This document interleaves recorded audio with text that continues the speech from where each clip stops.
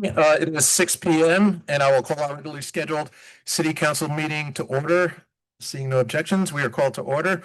Councilman Price, will you lead us in invocation and a pledge? If you're able, please rise. At this meeting, help us to make decisions which keep us faithful to our mission and reflect our values. Give us strength to hold to our purpose, wisdom to guide us, and a keen perception to lead us. And above all, keep us charitable as we deliberate. Will you please join me in the pledge?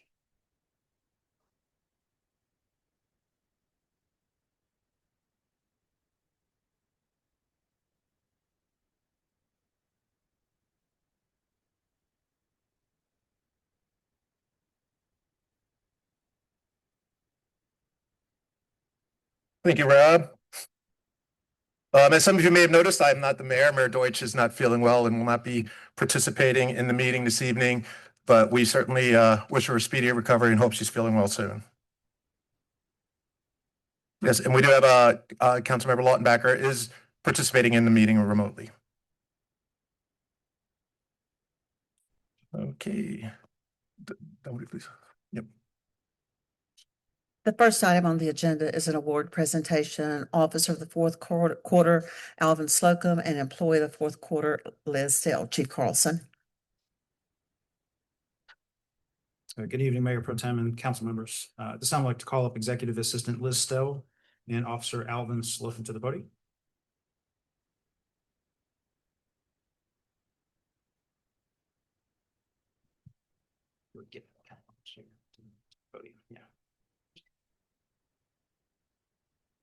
Okay, these are I'm going to start with the employee of the quarter. This is going to be the fourth quarter for 2025. Executive Assistant Liz Still is tasked with an enormous amount of responsibilities each day, yet continues to perform each of them above and beyond with passion and energy. Her professionalism is consistently demonstrated through her drive for excellence, attention to detail, and community engagement. In her own words, her most important responsibilities are to support the chief and strive to make the agency shine through effective problem solving, sound judgment, good organization, and maintaining confidentiality of information. And she does a fantastic job at all of that. Among her many responsibilities, Executive Assistant Stell creates a myriad of departmental reports, coordinates police-related items on city council agendas, and maintaining the police budget. She consistently participates in numerous community outreach events each year, often assisting in an organizational role. As the main liaison with the Dunwoody Police Foundation for departmental needs, Liz has established a solid working relationship with all foundation board members and frequently works with them and other community members on projects to enhance police services and assist police staff members in need. In particular, during the fourth quarter of 25, Liz spent countless hours assisting our community outreach offices in organizing the Christmas for Kids campaign on top of her existing responsibilities. From project management to creating graphics and working with volunteers, she was an essential part of the program's success. In addition, she volunteered as a traffic stop role player for the Citizens Police Academy training this past November, and she does this every year. Throughout the fourth quarter, she's been working hard behind the scenes to organize the department's annual awards banquet, which has proven to be a highly organized special event for our staff year after year. Liz has been a member of our department since the first year it began, and year after year, she proves her loyalty and commitment towards helping our department remain one of the best agencies to work for in Georgia. I'd like to present to you employee of the fourth quarter 2025, Executive Assistant Liz Still.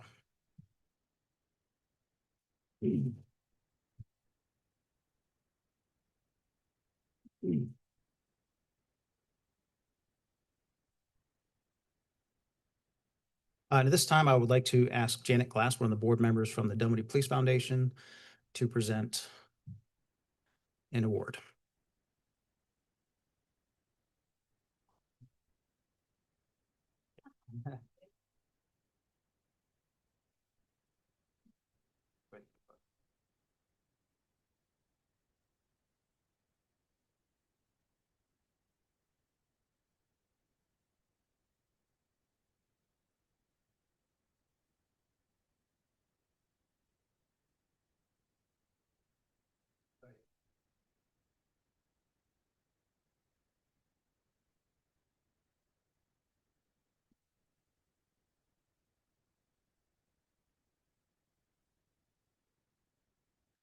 Okay, for the officer of the quarter, fourth quarter 2025 is Officer Alvin Slocum. our newest traffic enforcement member. So he put in for our traffic unit. Yeah, he does an outstanding job every day, and he started today, as a matter of fact. All right, during the fourth quarter of 2025, Officer Alvin Slocum responded to a call for service in which a caller reported that her children's father had placed all of their belongings into storage and removed them from the apartment while she was away and without her knowledge, leaving her no means to retrieve essential items, including Christmas decorations and gifts. During the call, Officer Slocum offered any assistance he could, and the victim expressed that she wished she had a Christmas tree for her children. Acting entirely on his own initiative and using his personal funds, Officer Slocum not only purchased a Christmas tree, but also purchased Christmas gifts for the mother and her 3 infant and toddler-aged children. His actions went far beyond the duties of his position and were not done for recognition or praise, but out of genuine compassion and a desire to help a family during a difficult time. When later discussing the incident, Officer Slocum shared the experience with sincere joy, demonstrating the meaningful impact of his selfless act. In addition to this act, Officer Slocum was asked, rather last minute, if he could fill in as the Grinch character during our Christmas for Kids community event in December. He agreed without hesitation after working a 12-hour shift, arrived at the event in full costume, remained in complete character throughout the evening. Through his passion for spreading joy, Officer Slocum brought smiles and laughter to 52 children going through hard times and a fun evening they won't soon forget. Officer Slocum's integrity, kindness, and willingness to serve the community both on and off duty truly embody the core values of the Dunwoody Police Department, and we are proud he is a part of our team. I'd like to present Officer Alvin Slocum as the fourth quarter Officer of the Quarter 2025.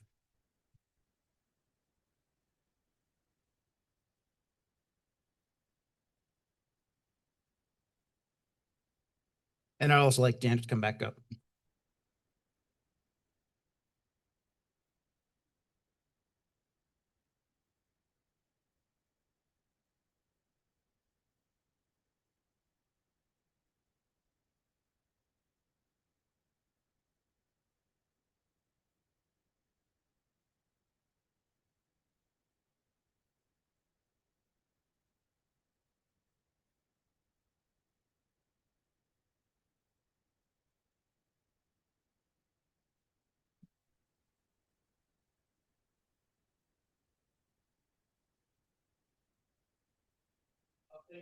Excuse me.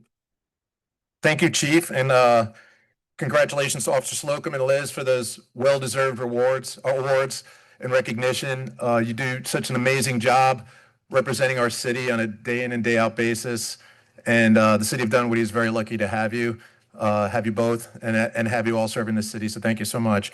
Liz, when Chief mentioned your role play in the Citizens Police Academy. I remember very well when you did that. You did a very good job there, and you had maybe a little bit too much fun doing that. But you do a great job with everything. So thank you so much for everything you do for the city. Okay, it is now public comments. Each speaker will have up to 3 minutes. When you get to the microphone, please speak into the mic and state your name clearly for the record. First up is Bill Norton.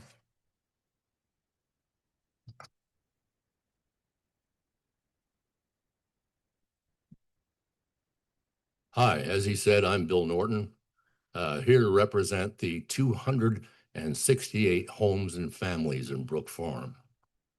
As you might know, Brook Farm has a lake in it. It's really just a large retention pond is what it is technically, but it's a lake.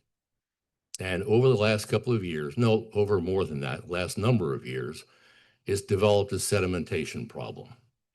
So a couple of years ago, the community spent some pretty good money hiring a professional engineering company who specializes in lake maintenance and construction to come out and take a look at the lake and see what needed to be done now and in the future.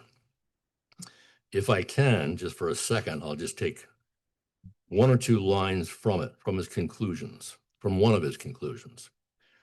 Every storm drain discharging into the lake is a source of sediment. However, the 84-inch culvert, which discharges into the lake, is the primary source of sediment inflow into the lake. A sediment delta was observed under the water surface of the lake below the culvert head wall. Now, the lake itself is an integral part of the Dunwoody storm sewer system, all of which receive money from the city of Dunwoody, except a lake like Brook Farm Lake. So I had a meeting about a month ago with Eric, Jay Vinicky, and Cody Dallas, and one other person, can't recall, to discuss the issue. So we went through the report, and at that point, let me check my notes here quickly. Yeah, I asked why couldn't the city participate in the maintenance of the lake since it is an integral part of the stormwater system. The answer I got was that the city is prevented by law from doing that. My response was, well, we also have a couple of very small retention ponds in Brook Farm that the city does maintain. Those are also privately owned retention ponds. The answer I got to that was, well, there's a special note on the plat that sets up a special tax district for those small retention ponds, and therefore they can be maintained. My response to that is, there is also a special fund set up for the for the maintenance of our lake as well as the rest of the storm sewer system in Dunwoody. It's called storm sewer fees. So at that point, Eric said, what is it you're asking for? And I said, I'm not asking for Dunwoody to take over. Thank you, Mr. Norton. Thank you, sir. No, that's not appropriate. That's not appropriate. Each speaker has 3 minutes to speak. Pardon? Each speaker has up to 3 minutes to speak. I'm not finished. That's not polite. We do have another public comment section at the end of the meeting. If you'd like to stick around, you'll have an additional 3 minutes then. I will do that. Our next speaker is Ali Mahmood.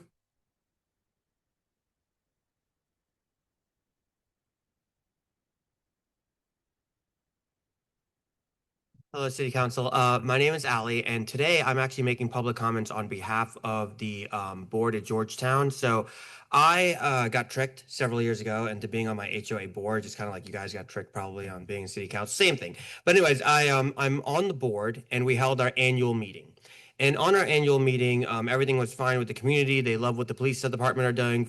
On behalf of the board, on the actual association, they're very appreciative of what the city is doing. They're noting that great things are happening. They feel safe. They love the innovation. They love the businesses coming in. All of these things are great. They had two comments that they wanted me, of course, to come and present to you for help. They're traffic related. They're not something that the Dunwoody Police Department can handle. It's something more of the city would need to advocate for us. One is right behind the fire station where you come from Crown Point Plaza, and I believe it turns into Meadow Lane. There's a side street called Ridgeview. Ridgeview is on the side of the fire department and next to the hotel. There is a left-hand turn there that is not arrow protected. Now, I don't have any issues with this for the last several years because I have all-wheel drive. However, seems like a lot of the residents have complained that because of the bend in the curve, they struggle to make that left turn. Or the person in front of them struggles to make it. It's a nightmare. Honestly, I think they should just be a little patient. They can get it done. But whatever. That's one of their biggest frustrations. They want a protected light at that system. So I would politely ask if the city wouldn't mind looking into that to see if that would be something that's feasible, that makes sense to put a protected left-hand turn onto that light. More than likely, the residents will appreciate that. That area is you've got multiple townhomes, you've got a fire station, you've got a giant apartment complex, you've got a hotel. So you have a lot of traffic going on that left. It could be beneficial. Again, I don't care, but they've asked me to say something. Second off, on Ridgeview Road can sometimes turn into a little bit of a runway. What happens is actually the apartment complex towards the tail end of it. Now, this area is not able to be radar enforced, so Dunwoody Police could not come out there and actually issue citations because of the bends. I believe GDOT is not had this street. We've had this conversation. It's not one of those streets you can do radar enforcement. So I emailed the Dunwoody Police Department to put a trailer out, get some data on maybe speeders. They'll do that. It'll take them a while until the trailer becomes available. When that data becomes available, we would politely ask if it's possible to maybe put in speed bumps. That area is highly walkable, highly populated, and you've got middle school, high schoolers all during the course of the day walking through it, people from the hotel, people from the apartments. It's a very foot traffic heavy area. So more than likely having speed bumps in certain areas of it would possibly help force a reduction of speed. I think it's a 25-mile-an-hour zone. I don't even want to know how fast some of those people can come down that thing. Again, these are not my comments. They are presented by the board. We appreciate everything you're doing. I was just told to come here and make those comments, so that's what I did. Thank you.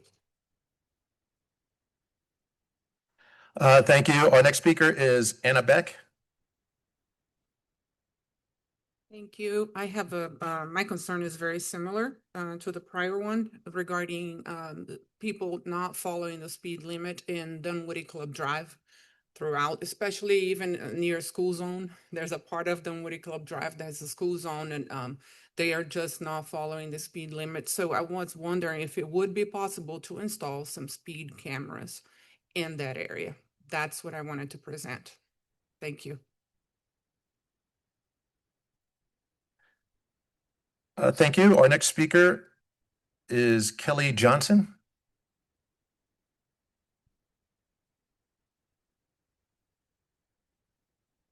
Hi there, I'm Kelly Johnson. I've lived here for about 30 years, raised both my boys here, grew up just down the street when it was a cow pasture at Perimeter Mall, and just love how this city has grown. It's my Mayberry is what I tell people. I just love Dunwoody. So thank you for all that you do.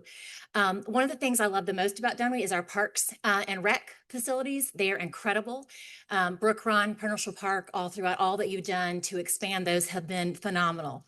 One thing that is an issue is the connecting trailway between Brook Run and Pernal Park at night feels like the Legend of Sleepy Hollow. It is incredibly dark, wooded, scary. I've caught myself there a few times, been followed a couple times, got my phone out, the light on, called 911 and got some help. Have had friends have the same experience. I brought this up back in about 2022 and just keep bringing it up. And you guys graciously gave me some time through some email communication right before the holidays. And Rachel Waldron, who's been phenomenal, has been super to work with. She jumped right on it and said, I agree. Safety is a priority, whatever it costs. She has already done all the work and come up with schematics and proposals from Georgia Power that seem very reasonable. And I think just continuing that lighting between the two parks is really a priority for safety. And the price is really reasonable. So again, love this community. My boys, again, I've been at every Austin Elementary, Peachtree, Dunwoody High School event that you know of. And I'm just proud to be here. Tuesday nights are my favorite in the summer when you hear all the swim team meets going on in every neighborhood.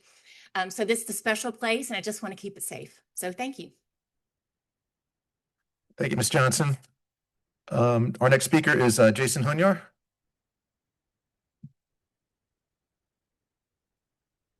All right. Hello, I'm Jason Hunyar. Before getting into the broader issue here, I want to mention the drone advertisement that Flock released a week ago. It heavily features the Dunwoody Police, including our police cars and real-time crime center. The department says it's struggling with staffing, needs more technology to fill these gaps. Yet apparently Dunwoody taxpayers still have enough resources to contribute officer time, public infrastructure, and marketing material to a private tech company that's valued at $7.5 billion. But aside from this point, this no longer looks like a surveillance issue in Dunwoody. Dunwoody is now using tools that can search camera networks and databases for people based on appearance and generate alerts. That is a major expansion in surveillance capabilities, and if it occurred without clear contracts, public explanation, and council approval, then both the public and this council are being asked to accept powers that may have never been fully disclosed. Through open records requests, I actually obtained audit logs showing how one of these tools, Flock Freeform, is actually being used. Those logs include searches for prompts such as Trump sticker and person in wheelchair across large camera networks without case numbers attached. These logs also show 62 searches conducted by Flock employees themselves inside the system on both public and private networks. At the same time, my written requests asking the city to identify what contracts authorize these technologies have still gone unanswered. If these tools were implemented without clear authorization, then the responsible step is to pause their use until the council and the public receive a full accounting of what technology is deployed and what contracts authorize it, as well as what safeguards govern it. I have also offered to connect the city with independent cybersecurity experts from the community, including Ben Jordan, a researcher who identified dozens of Flock AI cameras live streaming directly to the internet, even from near-run Peachtree Creek Greenway. These offers have also gone unanswered. Before any further expansion, I'm asking the council to require a full public accounting of what technologies are deployed, what contracts authorize them, and what safeguards are in place. And if the city believes that there's nothing to hide, then announce it in the D News and hold a public briefing specifically focused on these surveillance technologies. AI surveillance systems costing taxpayers more than $500,000 a year should receive at least as much public input as a sidewalk expansion. Thank you. Thank you, Mr. Hunyar. And that is all the cards I have for public comments. I don't see any other people stepping up to speak. So just a reminder, as I mentioned earlier, we do have another opportunity for public comment at the end of the meeting. And before we get on to the agenda, I do notice we have a couple of scouts here in the room, and we always like to recognize our scouts when they come. So if you wouldn't mind, just stand up and just briefly tell us which troop you're with and what badge you're working on tonight.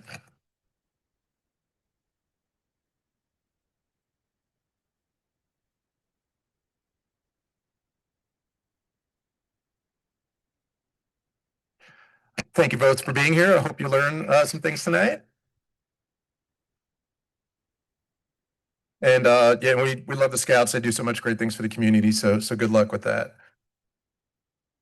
Okay, we're on to our reports and presentations. Eric, City Manager's report. Sure. Yes, sir. Thank you, Mayor Pro Tem.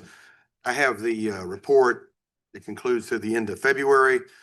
For parks, we have the concession stand fans and the new little free library by Girl Scout Troop 21672 were installed at the Brook Run Park multi-use field.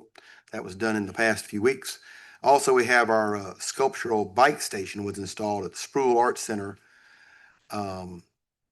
which also by blacksmith artist Mike Romeo. And we have future artistic bike racks are stated to be for Brook Run Park, baseball fields, and the multi-use field. So we do have some additional artwork going in there. Lemonade Days is just around the corner, April 22nd through the 26th. We also have our Blue Star Memorial plaque has been received and is awaiting a granite base for installation. This was funded by the Dunwoody Garden Club and will be located between the Veterans Memorial and the Vietnam Veterans Memorial at Brook Run Park. A couple other notes. The project was funded by the Friends of Dunwoody Library, which is the Story Walk beautification installation. Begins anytime right now. And it will include a new angled display in lieu of yard signs for program branding and decorative river rock on that. Windward Hollow Park Communication Board is complete and is scheduled for installation in March. And that is the also sponsored by the Dunwoody Women's Club. So a lot of volunteer things. The things I wanted to point out tonight were all the outside organizations that we have that have participated in our parks. We also have Homecoming Park had a pre-bid meeting with 20 firms interested in that. That is excellent news for us to have a good selection of people who can bid on that park and hopefully get us a very competitive price. For the police, we had during our last winter storm, we had the Real-Time Crime Center was proven to be a valuable tool. We were able to monitor safety conditions throughout the city and field a solid emergency response in conjunction with the public works staff. We also had on February 20th, we had our community outreach officers partner with the Backpack Buddies for Metro Atlanta to ensure children in the community don't go hungry. That's a great program, the Backpack program. If y'all are not familiar with it, please look that up and participate if you are willing. We do have some other highlights that go on. We had a drug trafficking and shoplifting stop at Dillard's. And, with that, I'm pointing that out because some people, Dunwoody is great. It's an awesome community. It is, we keep it, but there's a element to keep it safe. We have to work very hard to keep that safe. The person had a firearm on them inside the Dillards, and they had almost 3 pounds of meth on them as well. The other thing we had an arsonist at a couple of different locations that we were on the lookout for that person. We also had a brush fire near the Perimeter Center West, near Joey D's and on Crown Point Parkway. And Sandy Springs and DeKalb Fire did an excellent job responding. We had one fire we responded to, then there was another fire that broke out. So there is some relation there on those. So that's something that we're kind of under attack on there a little bit with some arsonists coming out. Hopefully we can put a stop to that pretty quick. There also was a fraud element on Waterford Court, and this was a scam. I just want a public service announcement on that, so to speak, that a person that was in a uniform, a DeKalb, they thought it was a DeKalb officer, was promoting somebody around to different ATMs, and they were able to get $14,000 out of them in a way, saying they were trying to prevent their arrest. There was a warrant for you, so they took them around, and they were out for about 7 hours on the phone with this person so they wouldn't go to jail, they thought. So that was something. We did use the flock cameras to help locate the person, to help find them and say, hey, look, this is a scam that you're in the midst of. So that was good news to be able to stop that. There's a link within the showing all your crime stats within the report. Also, for the maintenance building at Brook Run, that facility, if you have a chance to drive by over there, there is a picture as well showing the steel structure has gone up and the roof's completed for both buildings that are there. Also, we have all our sidewalk ramp upgrades have been completed. We have a total of 93 ramps are brought into ADA compliance. And that's something not to be taken for granted. A lot of cities, you won't see that. In Dunwoody, there are the ADA ramps, which are not just useful for people in wheeled devices, but also for the people who are challenged to step over the curbs as well. The 2026 paving is expected to begin this month. We also have heard from Google. Google is going to be installing high-speed internet this spring throughout the city. That comes with its challenges. There will be some interruptions, I guess, in people's yards and along the right of ways. So be mindful of that. We are working with them closely to try to minimize any impact. They are a utility. We don't have a choice in the matter. They have the right to put their cables in, their internet in, but we will work with them to make sure they follow all guidelines from the Public Service Commission. The Meadow Lane Streetlight Project, Georgia Power has installed 6 of the 8 pedestrian lights and 14 of the 15 roadway lights. So that project continues to move forward, and that was something that was a council initiative a little while back to have that area lit. Speaking of initiatives, we have the mayor's initiative, which is going on. There's a little display within the report talking about meat griddles. That was the dog that was here last time. Hopefully, I'm not sure of the status of the dog at this point, but nonetheless, that's something that we're working on to try to have those animals adopted. We will continue that program with the city. There's a demonstration video created also by Communications Department that works with Central Square, which is our business license element, to show somebody how to get their business license online so they can click on the link and walk them through that. And I appreciate the feedback. I know we got some feedback from some council members who were actually using that program, and we want to be sure it's flawless for the public. The State of the City is May 18th with the Greater Perimeter Chamber, and also on May 23rd at Dunwoody City Hall. So please try to be at one of those 2 events, if not both of those, to support the mayor and to hear what the news is. Dunwoody 101, all aboard, emailed 34 people on the waiting list to give them first dibs at spots for the next session, which is April 17th. So here again, we've had 2 of these sessions so far, and we had a waiting list each time, but now the waiting list has actually gotten very large. So we said, rather than re-advertise, we'll try these folks first. If they don't take the spots, we'll advertise it then, and we'll continue that list for the city. Permits that were issued for the renovation of the Emory Medical Office Building at 4555 North Shallowford Road. They built their new facility there. This is a renovation of the old facility, so continued investment from Emory within the city. We also had the department received 87 permit applications in February and issued 72 permits during that period of time. So the permit activity is still hot for our city. The last point I'm going to bring up, which is the finance department received the Certificate of Achievement for Excellence in Financial Reporting from the Government Finance Officers Association, as we call GFOA, for the fiscal year 2024 Annual Comprehensive Financial Report, what we used to call the CAFR. So that's what I have, and I'm glad to answer any questions. The majority of the staff is here, including Public Works. Anybody has any questions from them? Thank you. Thank you, Eric, for the report. And before I open it up to the council, I just figured this would be an appropriate time to make an announcement too, just as the meeting was getting started. We got notice from the Georgia Emergency Management Agency.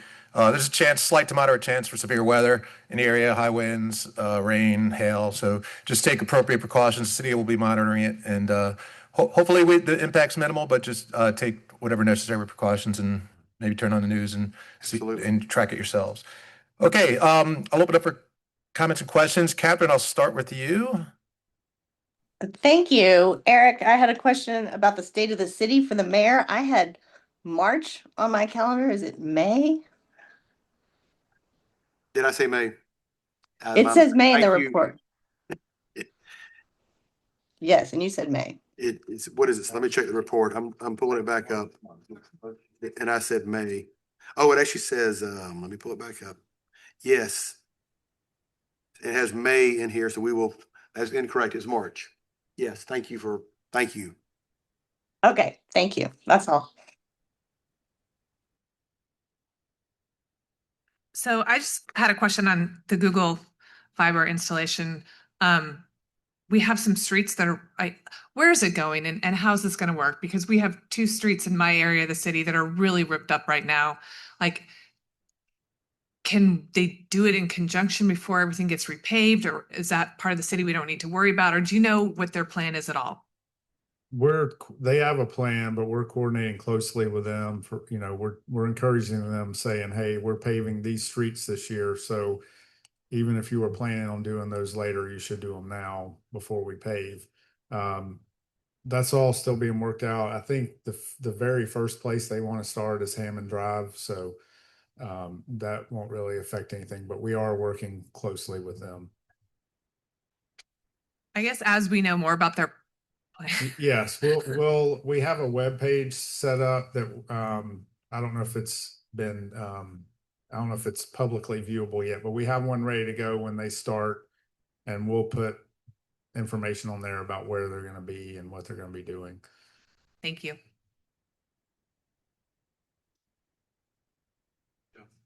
Yeah, Michael, you want to, Eric, thank you. I see that we have the RFP out for the Tilly Mill Mount Vernon project. And I noodled through it. It's going to be a 36-month project, 36-month project. And I know that it'll come back to council eventually because you're going to get the bidder, and then hopefully people will bid on it. Yeah. And then hopefully someone accepts the offer, and then it comes to us, and then we're going to vote to approve the contract, right? Correct. So sometime between now and when the construction actually begins, because I know it's supposed to be, you say it's awarded sometime early Q3 and work to commence within, 10 days of the award or something. And we already discussed that as the project goes through each month, there's milestones that the contractor has to provide in order to get payment through the whole term of that. And this was budgeted in our 5-year CIP and whatnot from the penny sales tax.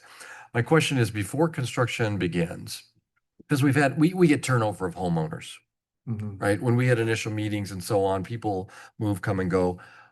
Could we look at doing a little bit additional outreach of either knocking on doors, handing out a flyer, doing something to all those homeowners that live adjacent to that project, and give them a little QR code with the project details, give them the contact name and phone number of who's on site, because they're going to have questions. Some people won't know about it, right? Level set what's going there. They're going to be questions when they see trucks showing up.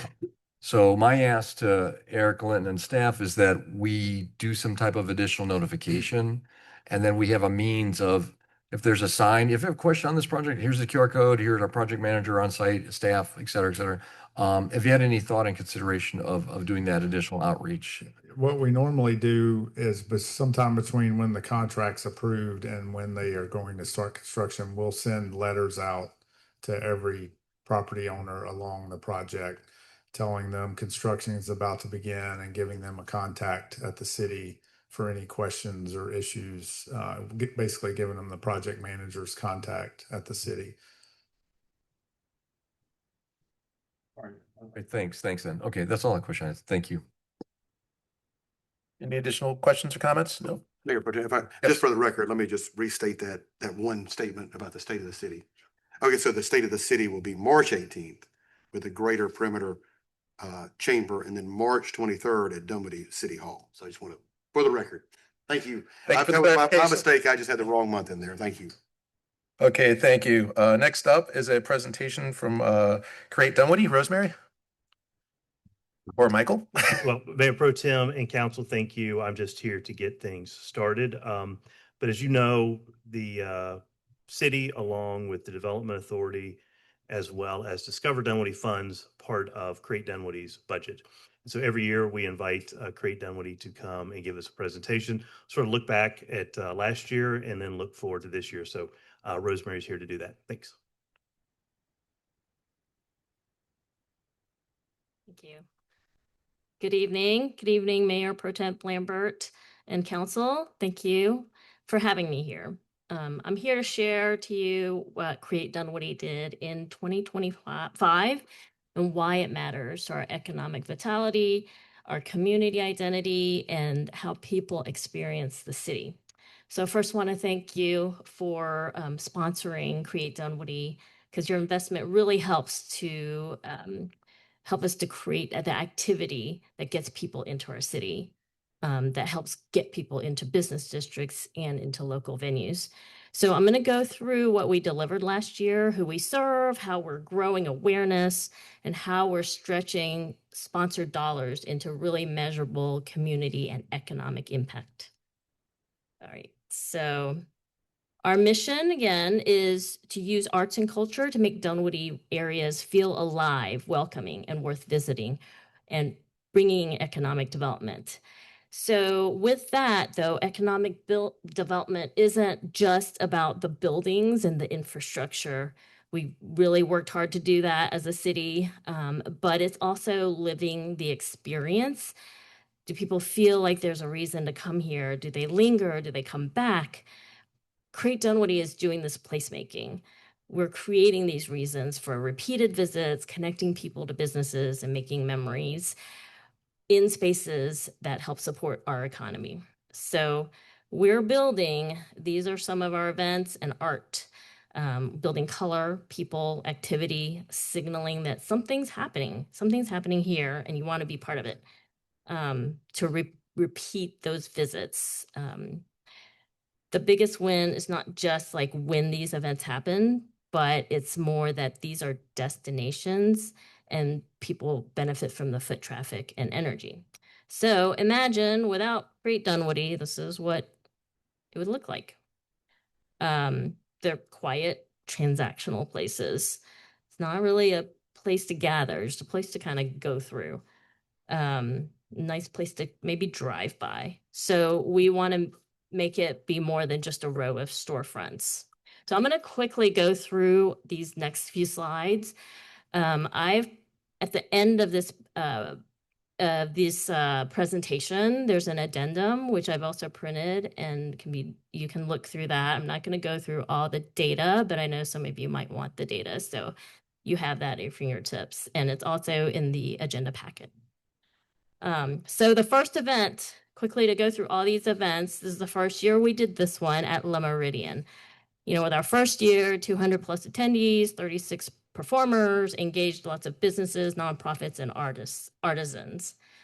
A first time doing this as well, the Comedy Festival. It's a clear example of driving economic activities. We had 5 shows, 4 restaurants, 260 plus attendees, 20 plus comedians, generated income, and our restaurants reported increase of sales, 10 to 50% increases.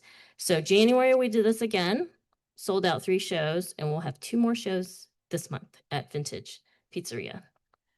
Holy Festival, we just finished this on Saturday. It was a huge undertaking. It's one of our most visible communities and example of sponsorship leverage. So this year we brought over 3,000 in revenue, net profit. We have the largest number of web page views for this event.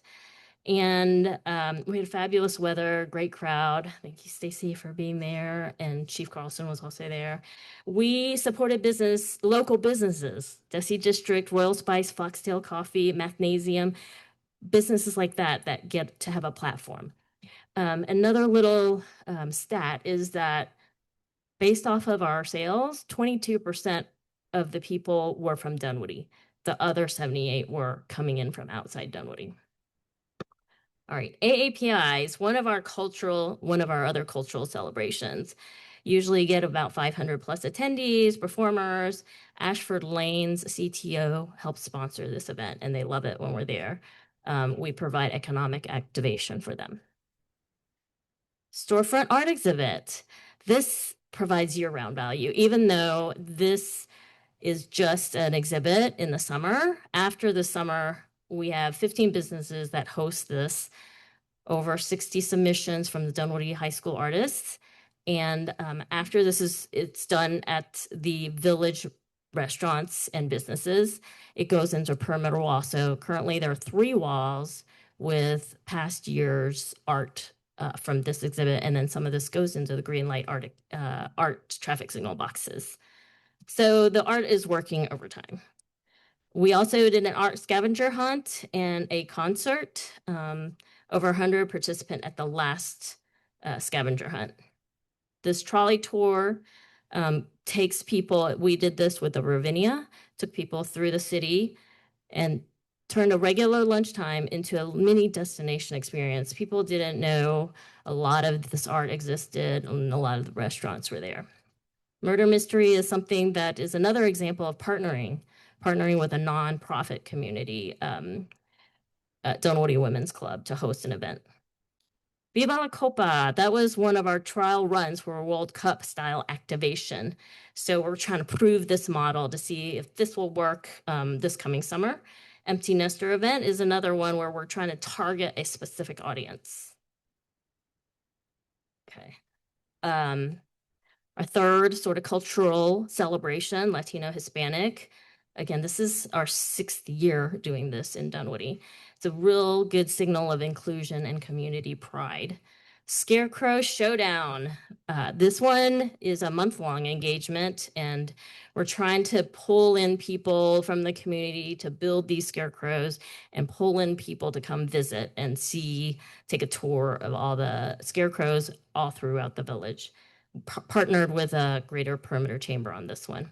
Diwali is another unique event that no one else does. It is a walk through the Dunwoody Nature Center, partner with Stage Door Theater, professional actors, that interactive performance, and really this has become a tradition for some of the families that come. Fine Arts Month, partnered with Dunwoody Fine Arts Association, Progressive Evening. Here's an example of us going through High Street and introducing people to places in High Street that they didn't know existed, and illuminated concert and a Sounds of Dunwoody. We had 2 concerts. All right, the holiday celebration and lantern parade. So this is a community identity at a large scale with lantern decorating, parade, tree lighting. It's become also a signature tradition, photos, memories. We engage nonprofits, performers, schools, businesses, communities, received sponsorship from the property management. So they found value in giving us sponsorship to put this event on. And then finally, holiday tree exhibit. So here's another thing that's not necessarily an event, but it is a program where we're trying to drive people to the hotels by having Dunwoody High School students, Dunwoody Fine Arts, and Sproul Art Gallery artists, high school and professional, create these 2x2s ornaments that were placed on trees in 3 different hotels. So here's a little snapshot of all the events and programs and the people that we reached, revenue generated, volunteers, sponsors, businesses that were engaged. And this is just a 1-year snapshot, and we coming from a previous year that we didn't have most of these events. So our stakeholders, these are our stakeholders. It's quite an array. It's almost like a symbiotic relationship where we help them and they sponsor us. So it kind of keeps going around with in-kind support. We collaborate with them on things that will help them bring people to their centers. Okay, so I'm going to keep going with our different nonprofits are also our stakeholders. It gives them platforms, visibility, they're volunteers. We have a lot of volunteers that come from these or nonprofit organizations and artists. And then it loops back. When these groups are activated, they bring people. And people come, businesses benefit. Business benefit, and we get sponsorships. So we're building this cycle. This is just a snapshot of all the different ways that we're getting our information out and all the channels that are that know about us. So a little quick thing about 2024 versus 2025. So we're working hard to increase our social media, increase website visits. We moved from doing events just to building infrastructure to make these events scalable so we can do them year after year. And you can see like we're doing this on a very lean staff and budget. Our funding, so this is why your sponsorship matters so much. Here are our three largest sponsors: Development Authority, City of Dunwoody, and Discover Dunwoody. They make up half of the funding. So with this tiny budget, we deliver a calendar of activations that bring people to our commercial centers and support local revenue or businesses and on a very, very lean structure. So we have to be very focused and resourceful about what we do and partner aggressively, and leaning on help of other people to help us plan and program our events. Right. So on this slide, I just kind of want to show our demographics for Instagram, just as an example.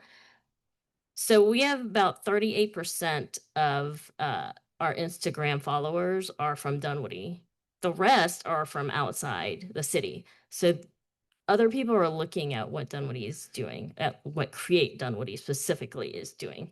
So I think that's a huge benefit to what you guys are supporting.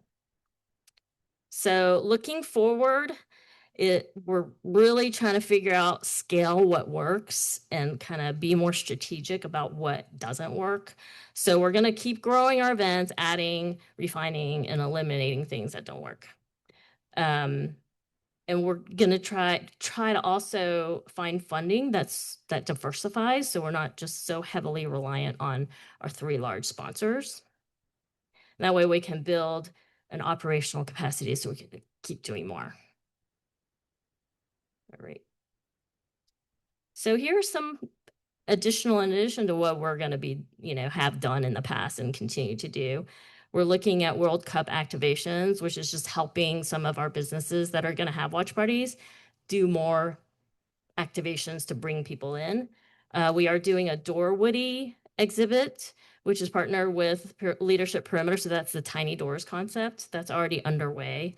Village Merchant Alliance is now a Create Dunwoody subcommittee. So we're going to fold them in and help them with their when they need funding, and help them to kind of grow and have a more structure. Another thing is we want to expand our reach into Dunwoody. So Williamsburg and Jet Ferry area is another area that we want to activate.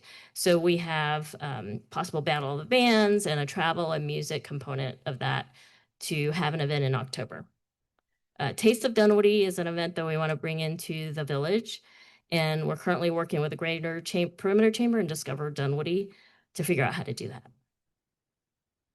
So with that, I want to end where I started by thanking the City of Dunwoody for your support, for treating arts and culture as a part of economic development, Your sponsorship isn't just the funding, it makes Create Dunwoody, it legitimizes what we do when we can say, look, the city is sponsoring us. It helps us to bring in partners and get our performers and artists and get the venues and the commercial property managers to pay attention to us.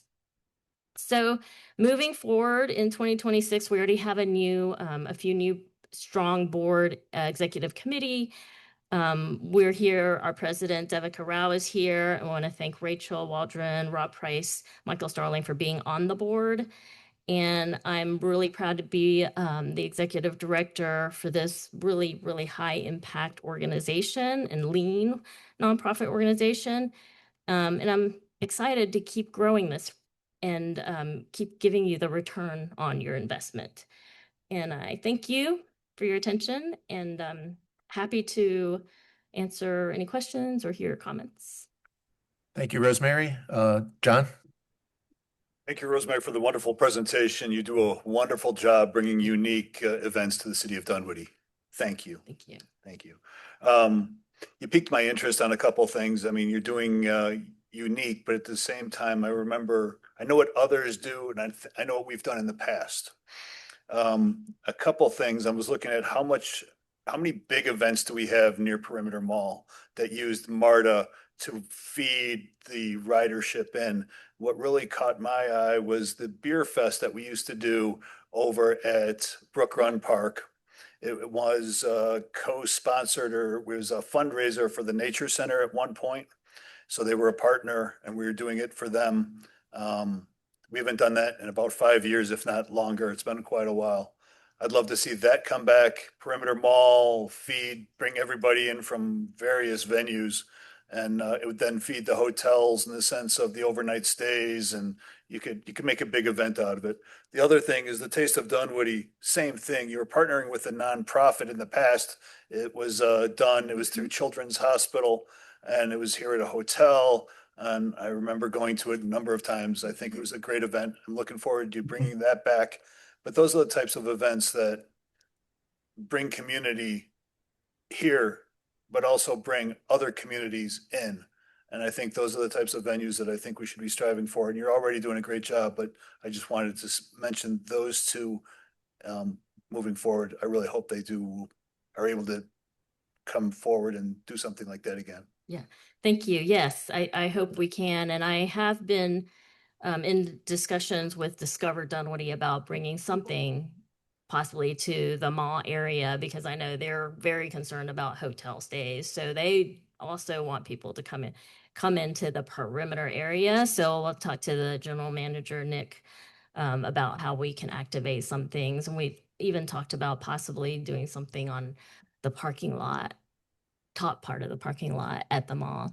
And I believe Beer Fest, before it was at the park, used to be across from State Farm in that area way back.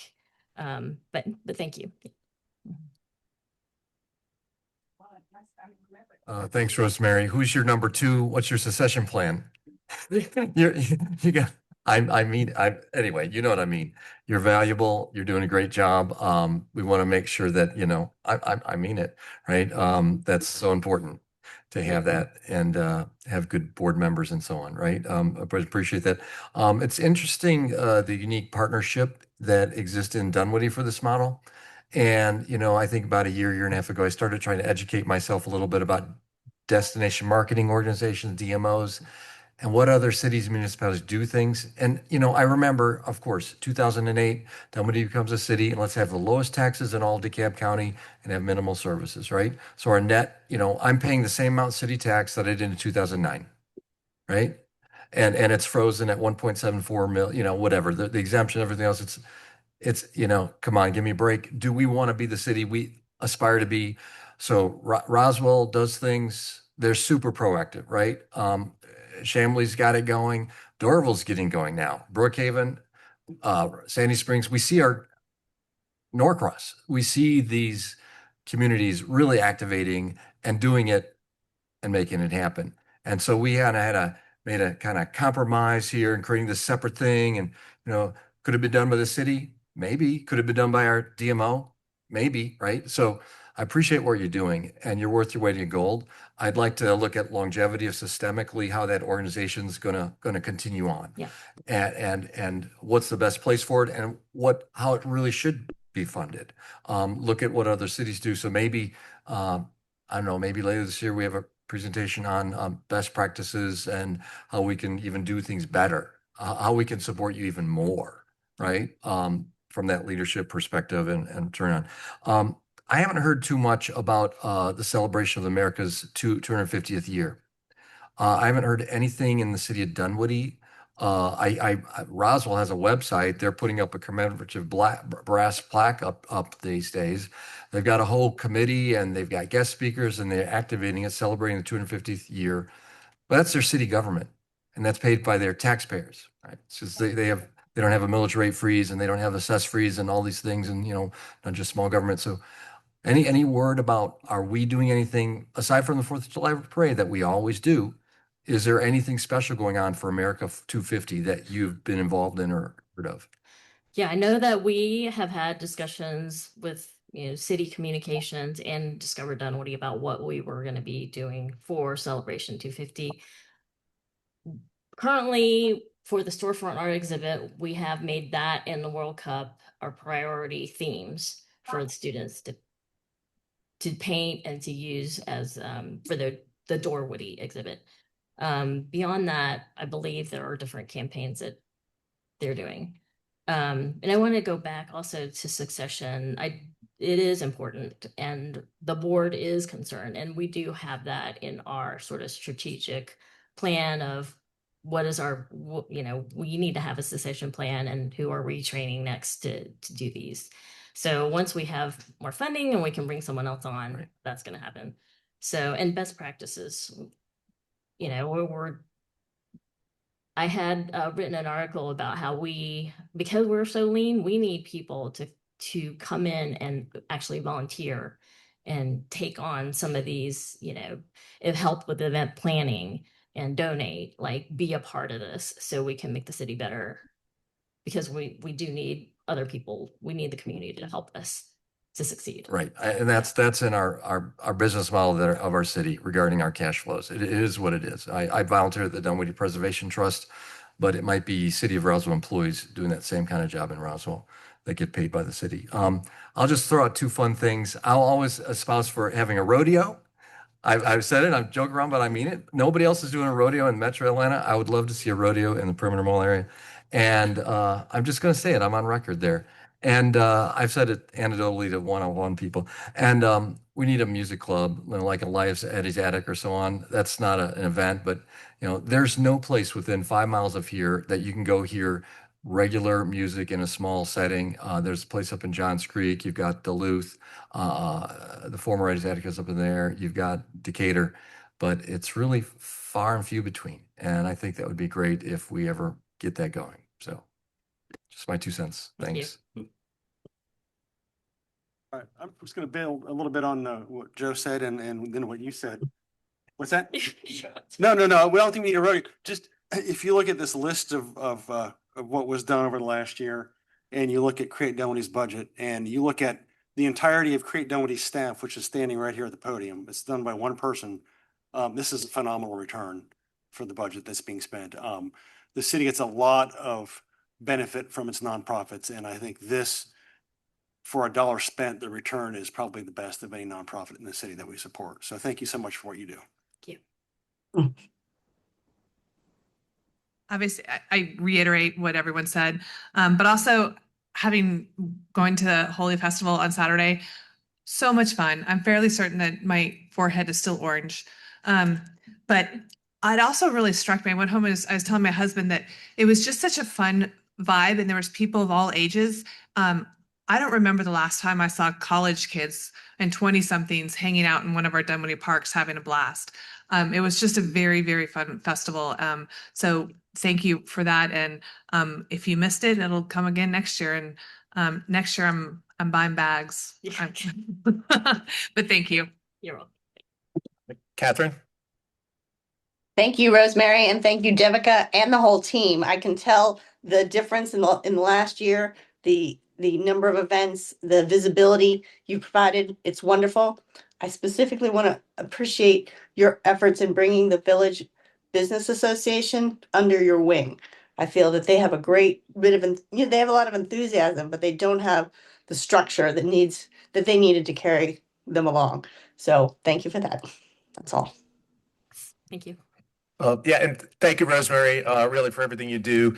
I'll just echo a lot of what has been said. I'm really impressed with both the diversity and quality of the events, and both of those are important. You talked about the placemaking, and that's really critical from an economic development standpoint for our small and local businesses.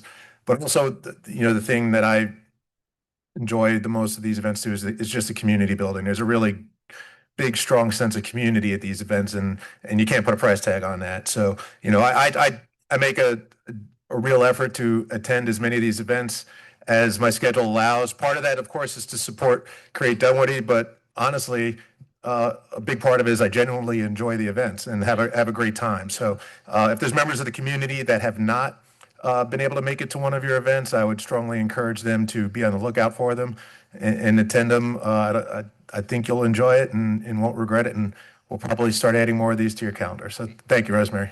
Thank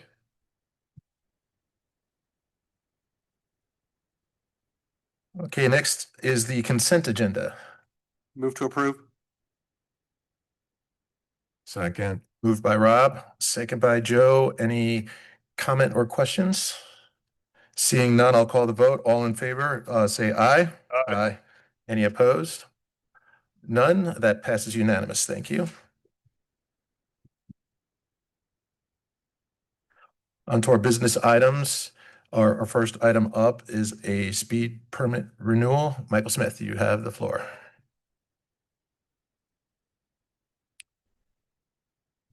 Read it. Go ahead. All right.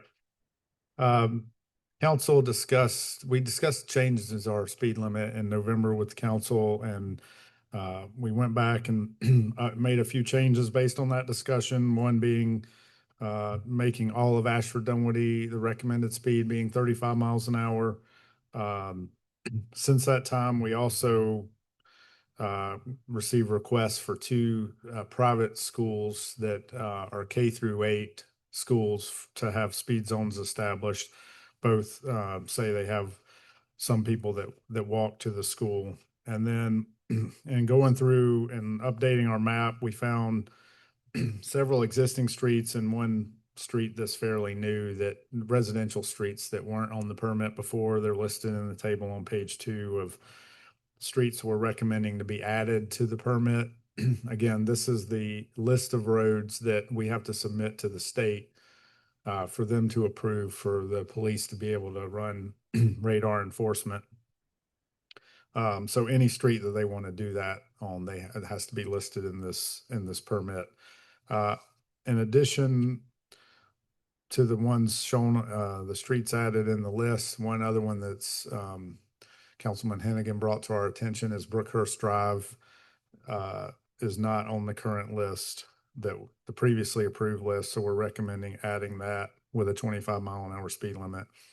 And then we received some clarification from the state today about school zones that are on 25-mile-an-hour streets. We have several, like Barclay Drive, where the speed limit's always 25, but there are signs out there noting that it is a school zone also.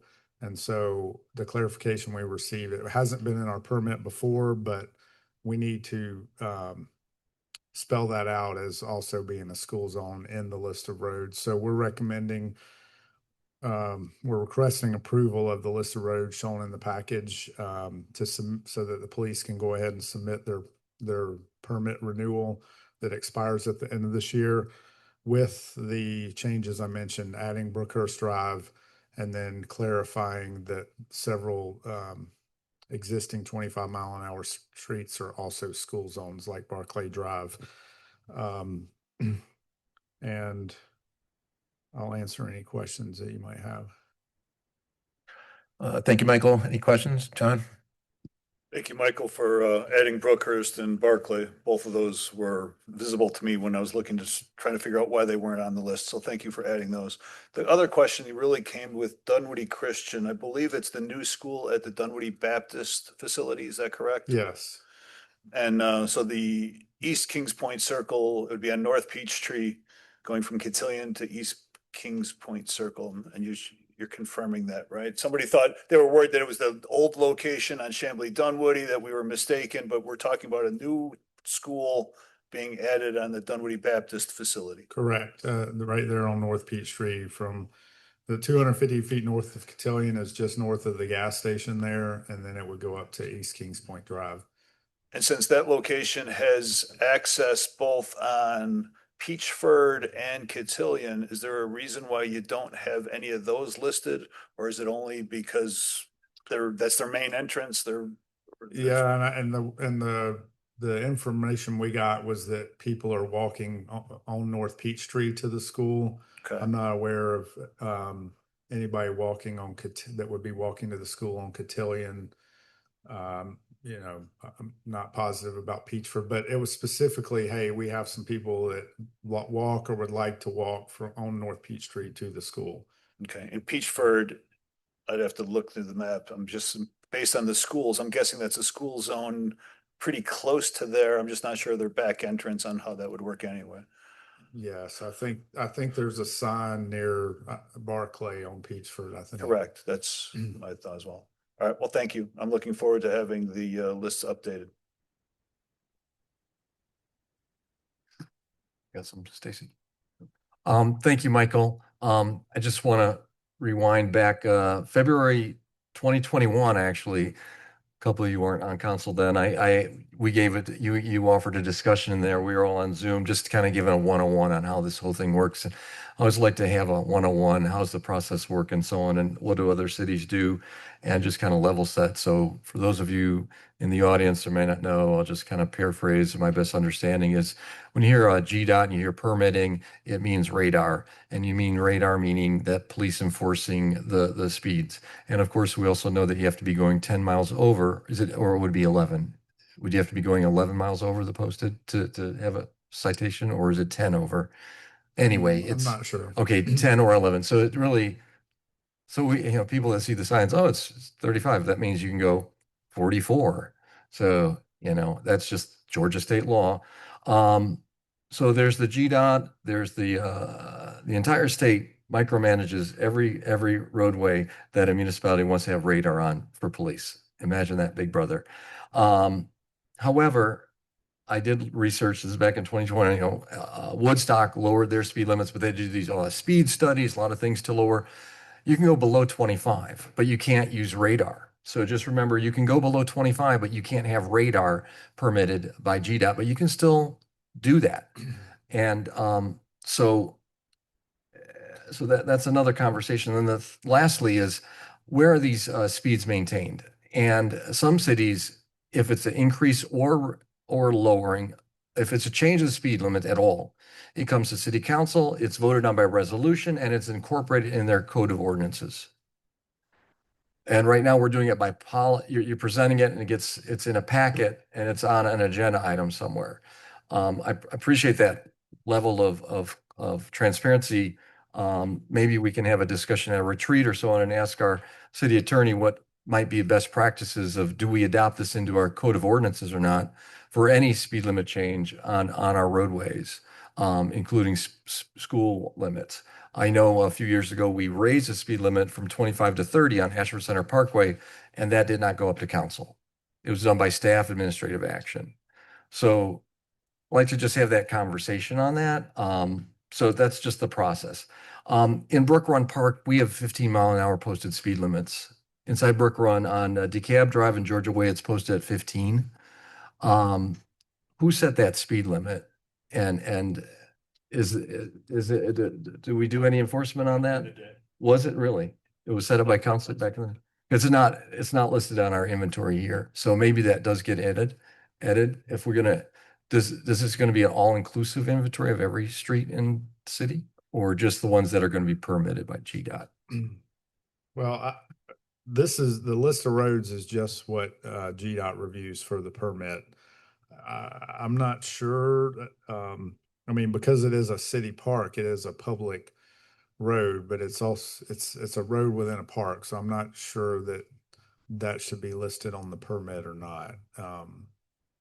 Because if it's 15, you know, I guess our city attorney could weigh in on this, but my reading of the state law is that they don't allow posted speed limits below 25. So I don't, and I guess even regardless of what the state law says, I don't think GDOT would permit it. So I would say if you wanted to have the speed limit of 15 in the park, that we not put it on the permit.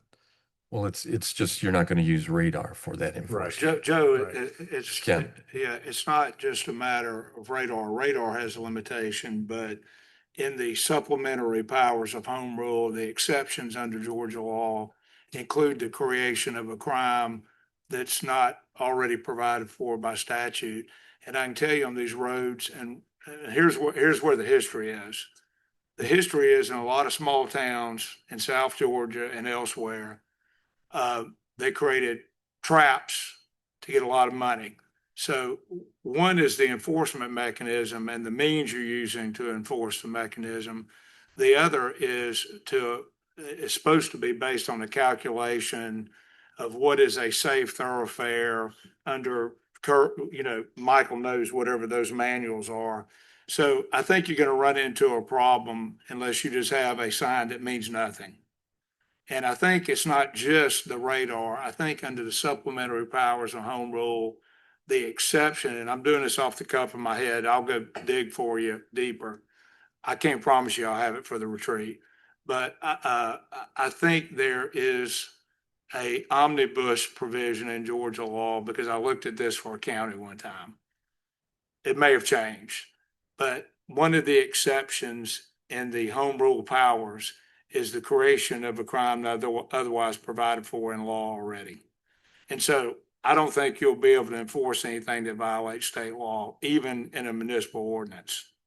And it will get kicked out, and those people will be asking for jury trials in state court, and those cases will become meaningless. So I'm going to check it to make sure I'm right. I'm about 95.75% right, I believe. So we'll check it. And also, just as a follow-up, we could consider whether we continue on as is today, that we adopt the permitting, or do we adopt that by ordinance and incorporate it in our code? Some cities do that. Well, I think for purposes, if you adopt a policy of, Michael, I don't know how y'all have done it in the past. So I guess the question for enforcement, it depends on the signage and whatnot, because not every law is written in your municipal code. If you violate a speed sign, that's the crime. It's posted, this street is 25, 35, and 45. So Michael, I don't know how y'all have done it in the past. If you adopt a policy, once it's signed, after the state certifies it, I think it's enforceable in municipal court, but we can check. Yeah, I haven't done this in the past. It's gone through police, but I do think I know that as far as the ordinance goes, I know Sandy Springs, they don't put the list of roads in the ordinance, but they just reference it. And I know as far as, I don't think it would be feasible to make changes to this the way it's done now, because the state requires, when we submit this, it has to be signed by the mayor. When, you know, the mayor can't really sign it unless the council approves it. So I think the way it works now, it would have to come, any changes would have to come before council, any changes to the list of roads. And you know, I remember looking at Sandy Springs, and they don't have all the roads in there. They just say they have a list of roads adopted by council. Right. Just one more point, and then I have a question. So it's a philosophical. We can talk about traffic calming measures. We have the engineering, but there's also sorts of things to you know, calms traffic and slow speed. So I totally support having the sign posted as 15 inside the park. Sure, even though it might not be enforceable, it's still going to slow people down. It does slow people down, so I appreciate that. So my one, I brought this up a couple weeks ago, was the jet ferry. even though it may not be on the permit list, the jet ferry in, that short segment between Dunwoody Club and Mount Vernon, right now it's signposted at 35, and it's 500 feet long. And I'd like to entertain consideration to go to 25 on there. I know we can't do radar on there because of the geometry and geography of that, but I'd like to entertain going to 25. We're going to be doing a restriping. We're going to do traffic calming. We're putting in a mid-block pedestrian crossing there, just to kind of help that message as well. So if I'd have that open to my peers and have feedback to see what they would think, and ask staff or my peers to consider their support for 25 on jet ferry. Michael, because this document is for the radar enforcement, if it's not a radar enforceable road, would that change need to be submitted to GDOT, or is that something we could do administratively? We could do administratively. I just want to make sure that I'm understanding the process and what we're voting on tonight, because it is a business item. We approve this and say, yes, these are the streets that we want. These are the speed limits we want. The mayor signs off on it. It goes to GDOT and they say yay or nay. And they might very well come back to us and say, no, we like going 45 miles an hour in Ashford Dunwoody. Too bad, Dunwoody. I mean, right? Is that? That's a possibility. I mean, we have, for the ones that are on here, we have some documentation to back up our recommendations. But yes, they can say no, and then we would come back to council. Okay. And so then what would you come back to council with? I mean, just when they just tell us they said no? It would probably be just information. Okay. Like they didn't approve these. They didn't approve it. So you'll come back to us with say, here's what they signed off on, here's what we have, and that is what the police work off of. Is that correct? Okay. And what's the timeline? I'm not sure if I'd say a few months. Okay. Maybe 6 months, but our permit expires at the end of this year. So their police is ready to go ahead and start the process of submitting it. And, hopefully we would have. Okay. So whatever's in place now stays in place through 2026. So what we're looking at would be start January 1st, 2027 with what GDOT comes back to us with. Yes. Or whenever the permit is approved. Okay. So they're giving us a permit. And so, for example, the streets that aren't on it, the Brookhurst, the Witham Drive, when they come back and it is permitted, or they change the speed limit on Ashford Dunwoody Road, we can start that before our permit expires at the end of 2026. Yeah. I mean, the new list will be effective we'll get a letter from the state that basically says the attached list of roads has been approved for radar enforcement, and it's good through whatever date. Okay. Is there an appeals process if they say no, or is it just no? I mean, if GDOT says no on a particular case, we can try to go back and talk to them about it, but there's no guarantees that. I mean, the appeal would be from staff to GDOT. Okay. Okay. Thank you. I understand more. Tom, can I add something? So I'm uncomfortable changing what's been recommended by staff until such time as we do further research. I would not do it on the fly because you risk undermining all your traffic citations if we don't do it correctly. I point out that your code section from the charter has nothing about driving offenses. Rather, it refers to state law and footnotes.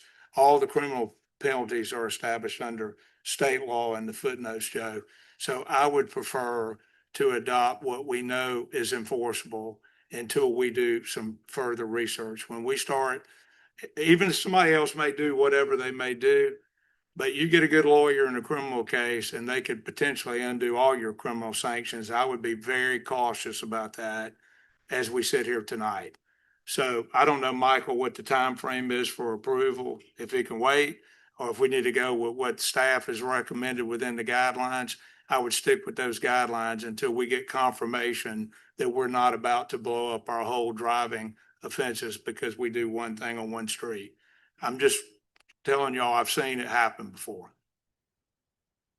just to follow up, I might not have heard everyone's, was there another, I was coming up of, the suggestion I offered was not on the radar list and not in the permitted GDOT section. So this is independent of this conversation. But your speed limit is not, you're not gonna enforce it, is that what you're saying? It's not in this list. It's not under, It's too short is why it's not on the list. I think it's maybe what, 1,000 feet long or something. So it has a speed limit posted on it now, but it's never been in the list of roads because it's too short to really do enforcement on. I would want you to go through the matrix required by that manual to determine what the appropriate speed is before we just say we're gonna put a number on it that we like. I think at least we need to be consistent with how we've adopted other speed limits using the manual, is what I would suggest. But I hear you, Joe. I know we're in a nuance area, but I don't think you want to roll the dice as to the other ones right now until we know the answer to this. yeah, just to close the loop, this is independent and separate out of the GDOT application. So that could be done later after we restripe and repave and do the MUTCD. That's the abbreviation, analysis on that. Okay, so that could be done later. Just to clarify, Ken, a little bit more. So we talked about adding Brookhurst and a couple of other roads. You're suggesting we hold off on those right now as well? Or have those been vetted by staff already? I'm recommending the ones that are here to be added. So then I guess procedurally, let's make sure we have all this, because if we vote to approve, I want to make sure we specifically mention everything we're adding. Yeah, the only ones I'm mentioning would be one that staff has not studied to have the background required by the manual to submit. And/or you're putting a speed limit that's not recommended by the manual after they've done their research. I'd rather hold off on that one and do it as a one-off after we do some more research. So we just need to make sure you want to read the list. No, in addition to what's in the agenda item, it would be adding Brookhurst Drive at 25 miles an hour and clarifying in the permit, these roads are already listed. Barclay, Vanderlyn, and Brendan Drive are already listed in the permit at 25, but we want to add a clarification that they are also school zones. Is Barclay, Vanderlyn, and which one? Brendan? Yes. Brendan.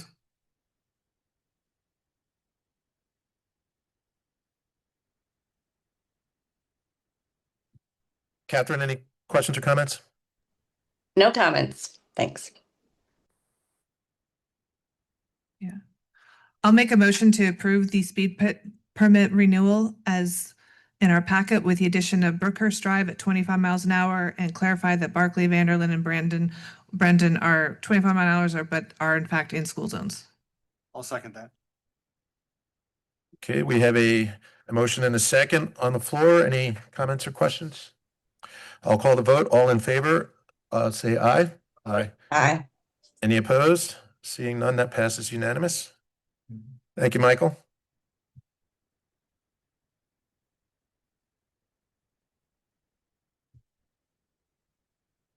The next item is a resolution for a budget amendment for fiscal year 2025.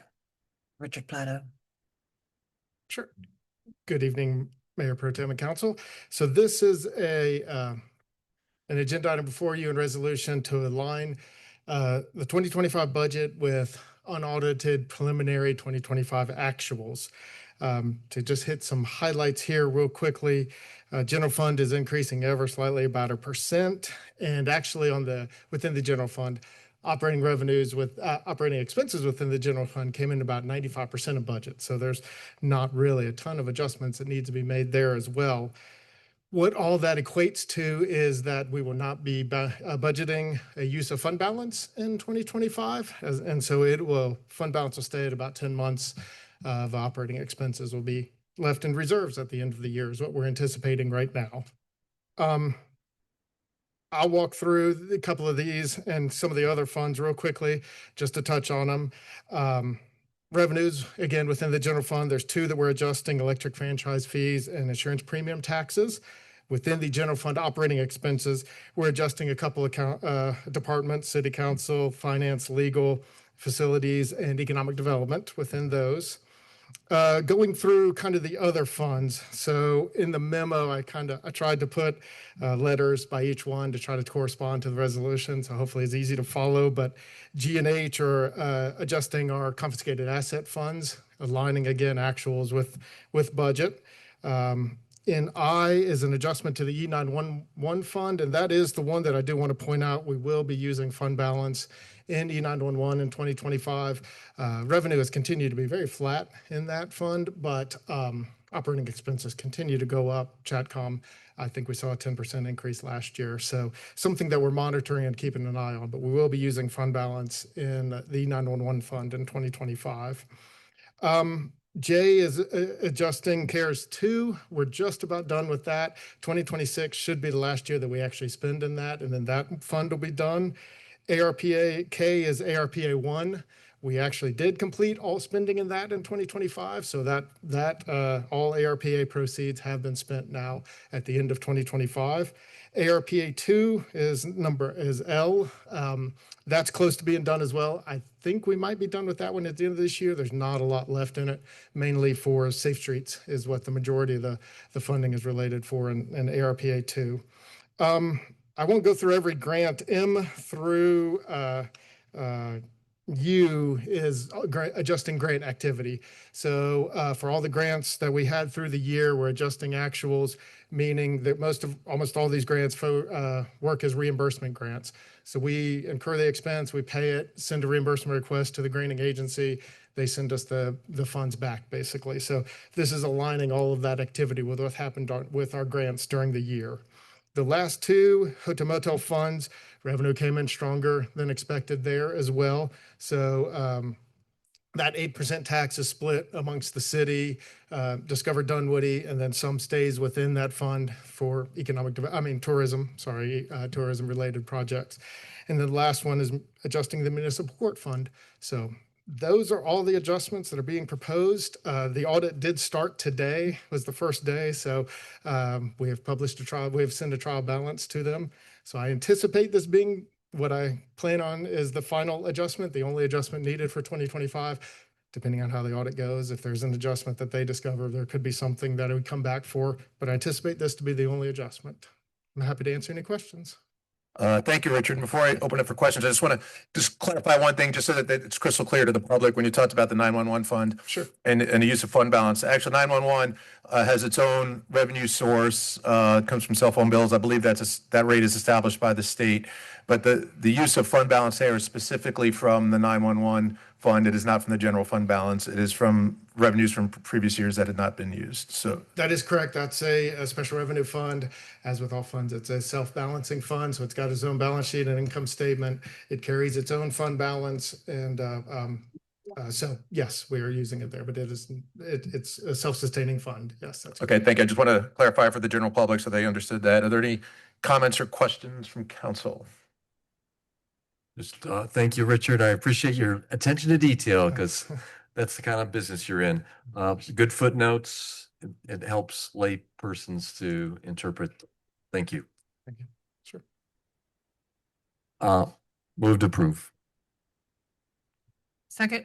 Okay, before I call the vote, Catherine, any comments or questions? No, thanks. Okay, we have a motion by Joe, second by Stacy. I'll call the vote. All in favor, say aye. Aye. Any opposed? That passes unanimous. Thank you, Richard.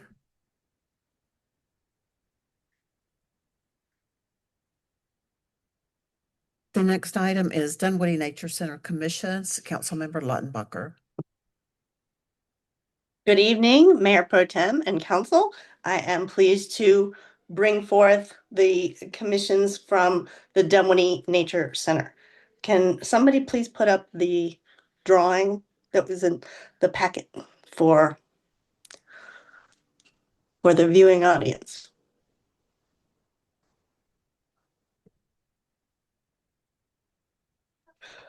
I will just keep talking in the event that happens. I've been serving on what? Number what? I'm sorry. 7. Oh no, what's the presentation called? Is it a presentation? Don't see it in the. It's a photo. Okay. I might need some help with this. I don't know. It's not in this. Okay. Okay, that is fine. I will talk without the photo. The councilmen can see it in the packet. I've been serving on the Donor Recognition Committee. page 7. We have a new building at the Dunwoody Nature Center, and we've been working to find art to celebrate the contributors. This is the Wildcat Creek Learning Lab. Proposals were solicited and one artist was chosen. Julie Mazzoni is the mosaic artist who did the sign that says Dunwoody in mosaic tile, and it's along Womack Road. There it is. Okay. The picture you're seeing is the side of the new building that faces the parking lot. So you've got to its left, you would see the old original building, and this is the side of the new building. The proposed mosaic on the top is 12 feet by 3 feet. And then below that would be a donor thank you sign between the windows, and it would be about 3 feet by 4 feet. This is not visible from Roberts Road, and we are not requesting any funding. I will be happy to answer any questions. Thank you, Catherine. Any, John? Catherine, it's a beautiful mosaic. I'm happy to approve this. I guess my only question really comes is, why is it coming to council for approval? Does it go to the art commission? Why, I mean, I think it's No, great. I no. think it's appropriate. I just don't wonder if it's appropriate for. I believe, I'll call Rich up to clarify, but I believe the reason is because there's words Yes, on the artwork. It is considered a sign and not exactly. public Got art. it. Well, That's correct. Okay. again, it's great. It looks fine. I just want to make sure that it's appropriate. I It is. guess my only comment is, Richard, like maybe something to keep in mind as we go through the code update, if we differentiate between maybe signs that are visible from the roadway and signs that aren't. So this is Yes, agreed. just, I don't know. I don't know if that has, and I don't know if any thought has been put into that at all, but I mean, it's also on city property, yeah. right? So. But the mayor brought that To objection approve. up as well, so I think it could I'll be second. looked at. Okay, we have a motion by John, a second by Rob. Any additional comments or discussion? Seeing none, I'll call the vote. All in favor, say aye. Aye. Any opposed? That passes unanimous. Thank you, Catherine. Thank you.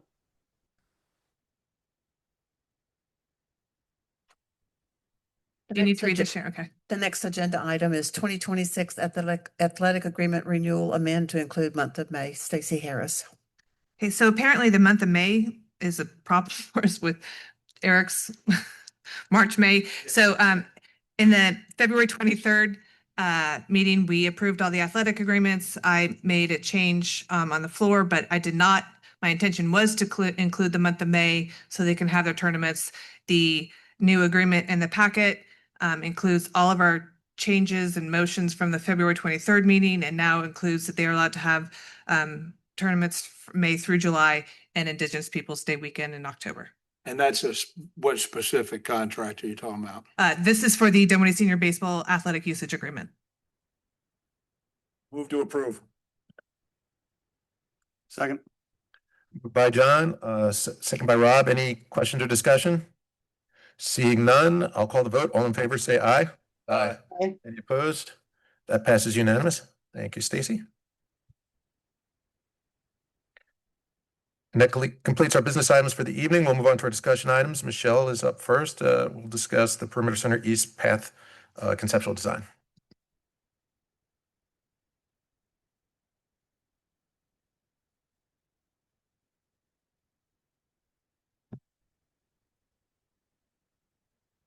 Good evening, Council.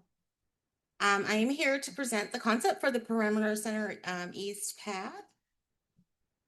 So this project is in partnership with Perimeter CID. It is to develop a multimodal connection between Two Bridges Park and Ashford Dunwoody Road. So it's to continue building our connection with our adjacent neighbors and to Path 400. Their Perimeter Center East is a 2-lane roadway with 10 to 14-foot widths. There is a divided wooded median that varies from 0 to 100 feet. The existing wide right of way varies from about 70 to 200 feet. So it's like there can get pretty wide in certain sections where they have those divided medians. And then the corridor has transit stops, and then it's a mix of commercial and residential properties. So a little bit about the background. This project was identified in our Dunwoody Trail Master Plan. It was adopted in 2023. PCID contracted with Kimley Horn in the fall of 24 to develop a concept and to hold a public meeting. That public meeting was held last July, where we had 22 attendees with 25 comments that range from discussion about walkability and access, community space, traffic impacts, and like tree canopy. So this is the preferred concept, and I'm going to zoom in a little bit so if I can work this.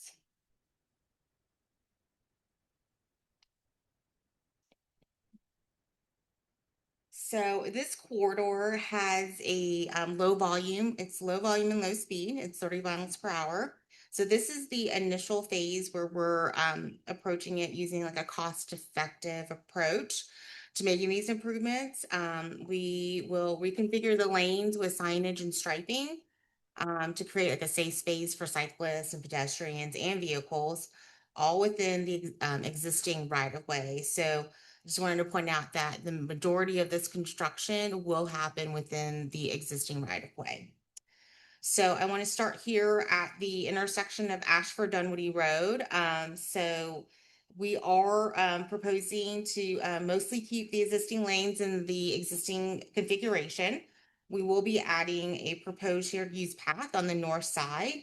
And so this is really to create like the seamless connection as you go across the intersection to connect with the Ashford Dunwoody cycle track that's already there. As we move along the corridor here, we are proposing a mini roundabout, and this is really to encourage slower speeds and also help cyclists and pedestrians safely transition to the facilities on the north side. So I'm going to go to the next slide where we have a zoomed in version. So here is the zoomed in version of the roundabout. So we will have the existing bike lanes coming on both sides. And then we will, as we approach the roundabout, we'll transition them through like a side path through the cycle track, and then transition them to the north to get back onto the proposed facilities. So that would be both for cyclists and pedestrians. So this roundabout design really helps reduce like conflict points between the vehicle and the cyclists and pedestrians, really to make it safer for them to navigate through the intersection and then transition back from proposed to existing conditions. So I'm going to go back to the corridor and zoom back in. Okay. So as we are heading east, we really wanted to be able to provide these connections to these northern properties. And so we are creating this exit-only parallel access driveway from Apricorn and the adjacent driveway to the driveway at Park Place. So this is a two-way driveway to Park Place. So we're creating this one-way out exit, and then they'll be able to then access back through the main corridor. The thought here is that in the future, if this property or any of the northern properties get redeveloped, that we would work with the developer and design something that removes this parallel driveway access and really kind of just holistically just have that connection north-south there. One thing I did want to point out is that we do have these locations where we have median access points, and we're really trying to maintain those to really support the connection to those northern properties. Additionally, I wanted to point out that where we have pedestrian sidewalks that are already present, like here in this yellow, we are going to use those in the proposed project. So as we continue south along here, this section right here, we don't have any existing sidewalk. So this is the section that we will look at implementing a two-way cycle track with a 4-foot buffer, striped buffer, and an 8-foot sidewalk that all would be located within that, what is now the existing roadbed. So as we continue around this curve and head up towards the townhomes, all of the pedestrian facilities and the cycle track will stay on this inner loop. And then we'll head up to the 4-way stop that's located at the Two Bridges driveway. So here is where we are providing a pedestrian crosswalk, and then we'll also transition bikes back to their existing on-street bike lane. As we head north towards Perimeter Center Extension, here we have a left turn lane as you head southbound, and this is really to help support the drop-off pickup circulation for the adjacent Montessori school.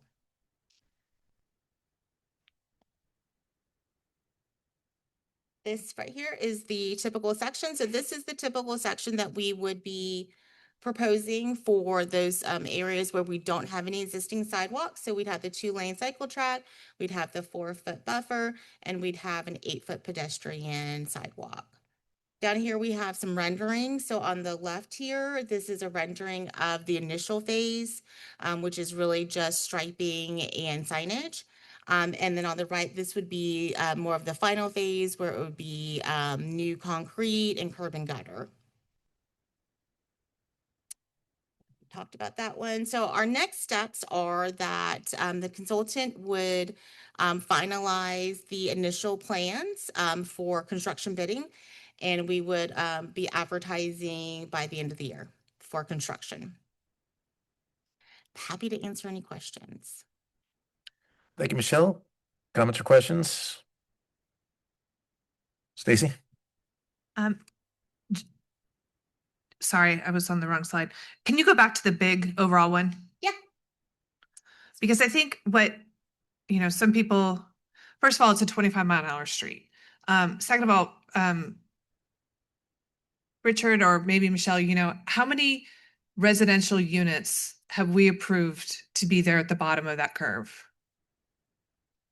I would have to ask Richard. Oh, Richard is not here now. Okay. But I mean, it's a lot. A lot. I mean, it's a lot. And that side of the street doesn't have a sidewalk right now. And like those buildings are going to have a lot of residential. So I think this is a great project as we bring residential into that area to account for all of it. And again, we're already on a slow street.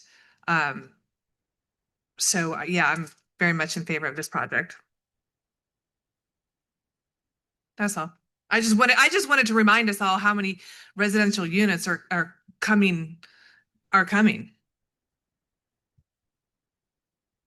The very, very excited. Pinch me. I'll wait to see when it's done. Anyway, I want a press announcement saying I think this might be our first roundabout since cityhood. What? Oh, it's a mini one. Well, I'll take a mini. Mini donuts are good. So I think this is the first roundabout, seriously, that would be since City of Dunwoody in 18 years. So, okay, there you go. CID, they helped, did they help? I know the partners, they're great. We appreciate their great support. They paid for the concept funding for Kimley Horn, did they? It's joint share Okay. cost. I noticed, so I looked at the CIP, I looked at our budget for that project. We have a balance right now of 288,000 right now. Is that is that going to be getting us to, what will we get? I saw the picture with the final phase build out. That looks like really, really nice. Are we doing is it just the initial It'll one? be the initial. Okay, and is that, is the CID, are we anticipating asking CID for, helping with It's a this shared- with the initial one as well? Yeah. It will Okay, be a shared cost also for So- construction. so it may actually, it could exceed what we currently have in our balance at 288K to get to this initial one, and then you'd work. Okay, so and then just explain the process then, if we when we do move forward, because it's been a while since I don't know if we've worked, since I've been on council, that the CID has funded jointly a project with us for construction. So it goes through, we're gonna go through us, and then, Yes, we would hold the contract for construction and do the inspections and all of that. And then it would be a joint shared cost on it. But we would advertise the project for construction and oversee it. I know that will come to council for approval of the Yes, it will. contract. Yes. The funding, then by the time that comes around, whatever that total is, we would, then let's say it's a gap Mhm. of money, we'll have an anticipation from the CID of saying that they would be able to contribute X amount. Yes, and then there's a reimbursement then. Okay, so we'll know all that by the time it comes back to council for approval of the contract. For construction contracts. For construction, yeah, but totally excited, and you're saying it could actually be built by the end of the year. Well, The not initial built, but start construction. Yes, it will advertise by the end of the year. start. And then, we'll have our Okay. advertisement contracting phase, so we can begin early sometime in spring. Right. Okay, awesome. I'm very excited about it. Thank you. Catherine, any comments or questions? It looks great. Can't wait to see it. Thank you. Thank you. Thanks, John. Yeah, no, I'll just echo, I'm really excited about this project. It's a great adaptive reuse of existing infrastructure, and we're putting it to much better use. Stacy pointed out the number of residents that are already living there. We got more residents coming in, plus the hotels, the office, the retail, everything. This is just going to be a great enhancement for safety for pedestrians and cyclists. Plus, it's going to be an incredible new amenity, creating a linear park through this whole area. As has been already said, I'm excited to see this one move on to construction and completion. So thank you very much. Thank you.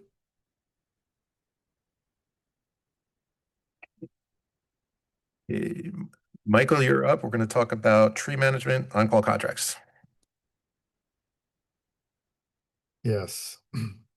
1 year ago this month, the council approved 3 contracts for tree management, tree trimming, tree removal on the right of way and in the parks.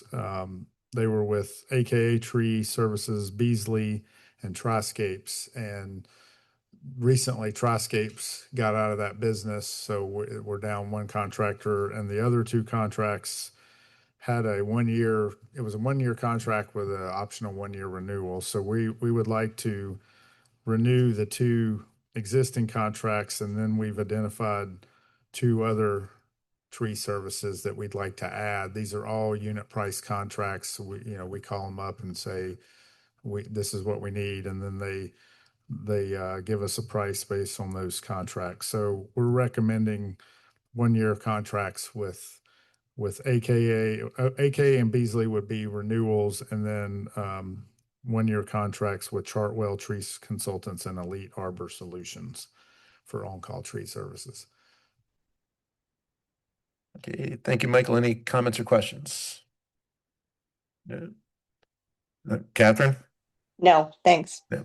Okay, yeah, I think this one's consent. And just to clarify, I know there's different rates and things in the contract, but just to clarify for the public, the reason that we do this is so that if there is a weather event and we have emergency work, we already have an agreed upon price. We have multiple units, companies to choose from to get the work done. Correct. And each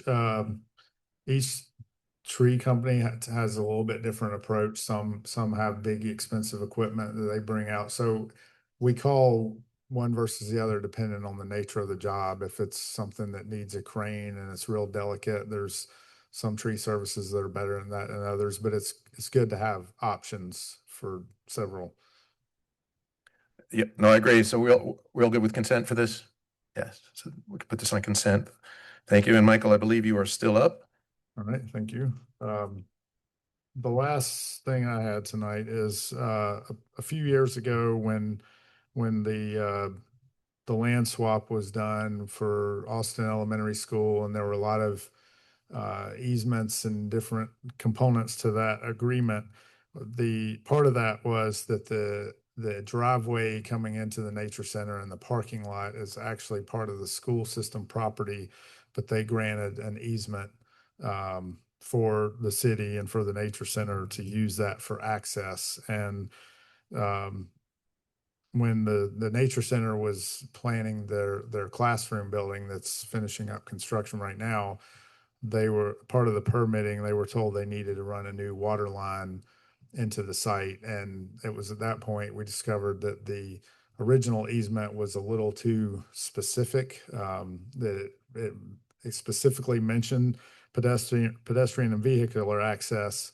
And so just to clarify, we talked to the school board and, explain to them, I don't think anybody meant for it to exclude utilities, but just to be sure, let's do a corrective easement. And so they agreed to do that. They've already signed it. But it needs council approval so we can sign it and send it back to them. And the new easement just calls out that we can provide utility services to our facility as part of that permanent easement. Comments or questions? All good with consent? Yep. All right, we'll put that one on I consent. have Oh, just one question. It was signed by Dr. Horton. Is it still valid?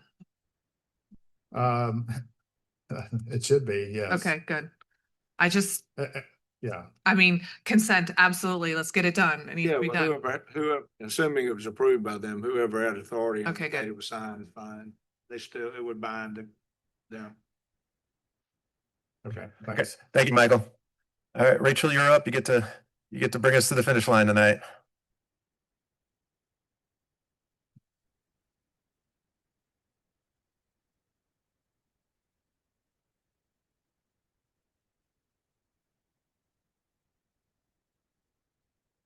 Okay, yeah, one of three. Good evening. Before I jump into this item, I do want to call out an error on my part on the memo. The top vendor should just say Match Point Tennis, not Match Point Tennis Signature Tennis. So I apologize for that. That'll be corrected in the next one. So Wynwood Hollow Tennis Courts, we're here seeking approval for repairs. This is something we've been working on for several years. We've tried the grant route. We've tried a couple different options to help with funding, and we're not finding anything. And I don't want these to sit any longer. A couple pictures of the courts here. So our repairs would eliminate existing cracks, improving the unevenness, or what they call a bird bath, for surfacing of the courts, restriping the sport lines, and then installing new tennis nets. Match Point Tennis, who was our lowest bidder for this project, did perform this work for us before. They've done it at both Wynwood Hollow Park and Waterford Park. We're very confident in their skills. This work specifically at Wynwood was performed in 2021, so we're definitely due. It's recommended about every 5 to 8 years, and these courts get a ton of play between tennis, pickleball. We now have our adaptive programs out there. We've got to have these in better shape for those kiddos out there. The ask tonight is funding for the project, which we will use SPLOST 2, which is my Parks Green Space Recreation Fund, in the amount of $57,640, which does include a 10% contingency just in case. Again, just authorize us to move forward with this project, and I'm happy to answer any questions you may have. Thank you, Rachel. Any questions, concerns? Consent? Catherine, are you good? Good, thanks. Okay, thank you.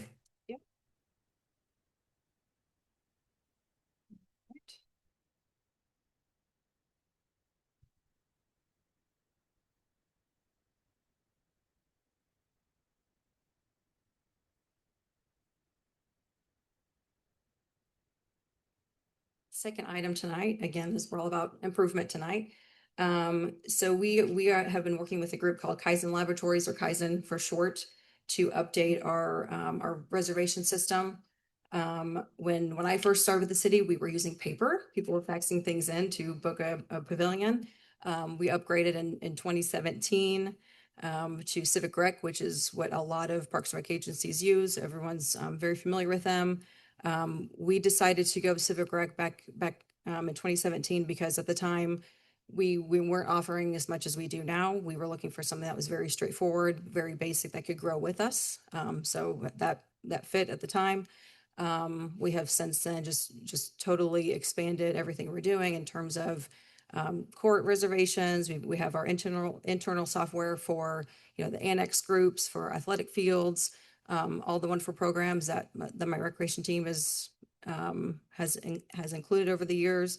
And because of this, we just need something that is more modern, that really meets the need of our department. Kaizen, there's a little snapshot there. Kaizen has a great interface. It will look, right now, when you leave the Dunwoody page, you can tell that you're going to a different site. This is more seamless. We've been working with IT and finance and communications to make sure everything works on the back end. We had a meeting earlier today just to kind of look at, you know, kind of what a user would see, and we're thrilled with it. This is not a very large amount. It's only $20,000 per year, but this is coming to you tonight because it is a multi-year contract. We were on kind of a percentage-based fee with Civic Rec. When we initially started conversations with Kaizen, we actually were going to do the same thing, which is why you see the breakout of the 3 one-year terms and then the 2 one-year terms. We have since renegotiated. The $20,000 is actually a much better deal for us. So thank you, John Gates. Oh, he's not here. Oh, he is. Okay. Thank you, John. So we know we're getting the best deal for the best service.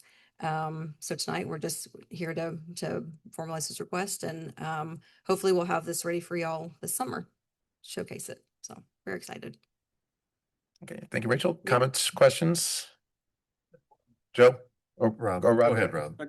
The order form that's on here, Yes. is that just an example? It has zeros. With all the zeros, no, that's the order form. So they do not charge anything for the upfront build, all the back end services. So we've paid nothing thus far. The only fee will be the annual agreement. Yeah, and there's language in the back of the contract that removes the percentages. Yes, Yeah. Amendment 1, yes. Yes. Yes. Yeah. Did this, how did the selection process work? Were there references, other cities? How do we, just kind of explain the background of this, please? So a couple years ago, we actually saw their demo at a conference, the National Parks Conference. And we were very pleased. We had a demo with them and a few other companies. Again, just to look at pricing and just interface, we really want something that's seamless and that matches all the wonderful work that communications has put together with their beautiful website. And the other ones just they're just not there. They're very clunky, and they're just not very modern. Kaizen has a beautiful mobile app, which we don't have right now for the park side. It's really that user interface, both publicly and internally, that we've been lacking, which is why we were drawn to them. Like references or other cities that are using it, or municipalities? Are there anybody in the region that that's I using can't remember this? the name. I know we talked about it, but they sent us the test sites for a bunch of agencies across the country we were able to look at first. One of them is Maricopa County, which is Phoenix, Arizona. Yeah. Okay. Yeah, great. And I was reading about like who's going to actually do this, but so the company is actually so they're going to look at everything we're offering and they're going to set it all up in their software. So they're going to set up all that offering so that their staff, it's not on our plate. No, it is. So Kate Ward, my recreation manager, has been single-handedly working with them to build. Basically, they give us kind of their out of the box, and then we tweak it specifically for Dunwoody. So Kate's working with the Kaizen IT team to get it just as we need it. Right. Okay. And so it's I guess you don't have any. This is not like when I think of like financial systems and payroll systems. It's way more critical. But you keep on your old system until you're fully tested and vetted, and then you flip it and turn it on, and then change it over. I'm sure you guys will figure all that out of what makes the best time frame to do that, because in the middle of a class and everything else. But yeah, I'm excited. Now, what about the difference? I don't know how the transactional fees. I noticed it says it's a 6.5% initial transactional fee, 6.5% initial term, and then 8% thereafter. So what do we pay with our current system? So with Civic Rec, it's about 2.5% or a flat $200, which we were doing years ago just because we weren't running. It's all based on what revenue is put through the system. But right? with Kaizen, so that's what that amendment is in the packet. There's no percentage of fees. It's just a straight $20,000 Oh. per year. That's what the Okay. amendment. Yeah. All right, sir.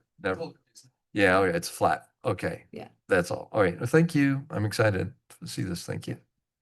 Catherine, did you have any questions or comments? No? Okay. No, You're all good no, with thanks. consent for this as well? All right, we'll put that on consent. And one more, Rachel. Next one.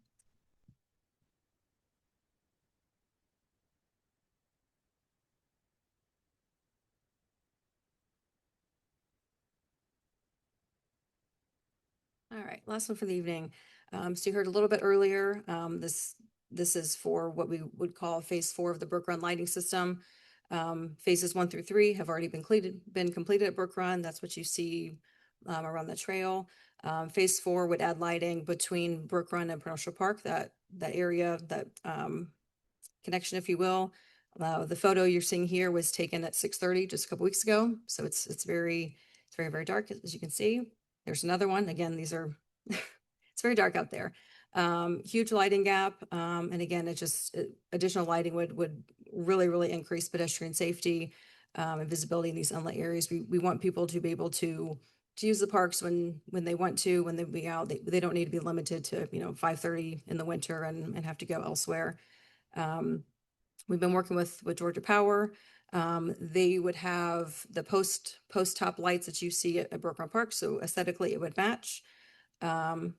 The initial cost would be $131,160, which we would pull from general capital from parks. And then there is a new monthly lighting fee of $680, which will be allocated from parks utilities. But what this does is includes, it's 20 of the post-up lights, all the cables. We have already talked to them about some shields on the residential side, just for residential comfort. So that 131,160 includes all those components. Happy to answer any questions you have on this one. Hey, John. Thanks, Rachel. I was very interested in those side shields, and I started looking at your poles and where they're located. And some of them are very close to a house, and actually some of them are between two houses. You got the house on one side, the apartment on the other. So you're putting shields on both sides. How does that work on the effectiveness? And have we thought about just changing it from 12-foot poles down to, below, walking level? Because again, the houses have fences all along. I'm just trying to figure out that we're right up on the property line. Does it make any sense to go from 12-foot down to a 6-foot or a 4-foot pedestrian walking path lighting in that one section right there at the bottom? So we did initially, the design that we walked with Georgia Power had post-up lights until you get to just about what I call the bridge area. Right. And then it converted to bollards. Yes. The photometric survey on that was not very bright. You really would just kind of get a circle around the bollard. Okay. Wouldn't enhance the pedestrian light that we're looking for.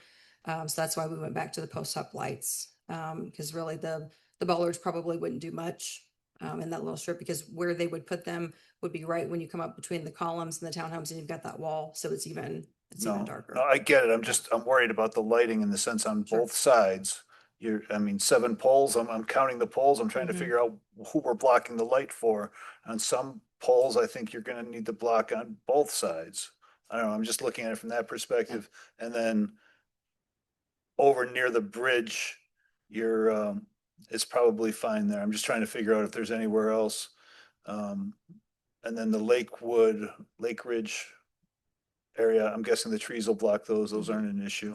I'm just trying to think of, even in the summer, in the winter time when there's less coverage, we may at some point need to request another shield at somewhere. Those could always be added later, They correct? can, yes. We've done that in other places. Yep. Okay. Again, I'm just trying to understand the lighting and to make sure that we're not inconveniencing our community. So thank you, though. Sure. Last thing for the greater public, folks, this little trail connection barely happened. In 2014, the city council had a split vote of 4-3, and my friend on council sitting to my left was one of the yes votes. The city paid an extra $30,000 to acquire the connection between Brook Run and Pernishaw. $30,000, and it was a split 4-3 vote. 4 people said yes. John was one of them.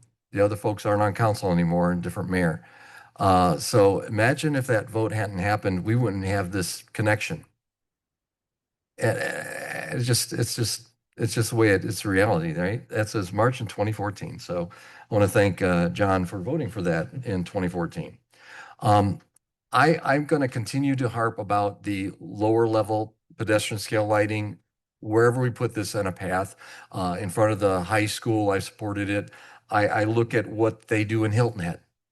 There are, you can Google this, they can do a bollard, a 4-foot bollard height, and the spacing is from 10 to 20 feet, and it still lights the pathway. And it preserves the dark skies, wildlife, and so on. So I get the 12-foot, but I'm also concerned the way John is here with the tightness with the residential on both sides. And I just would like to see where we just keep on putting in these big, tall lamp posts everywhere. They can be trail lighting and they could light onto the trail itself. So it could be shorter.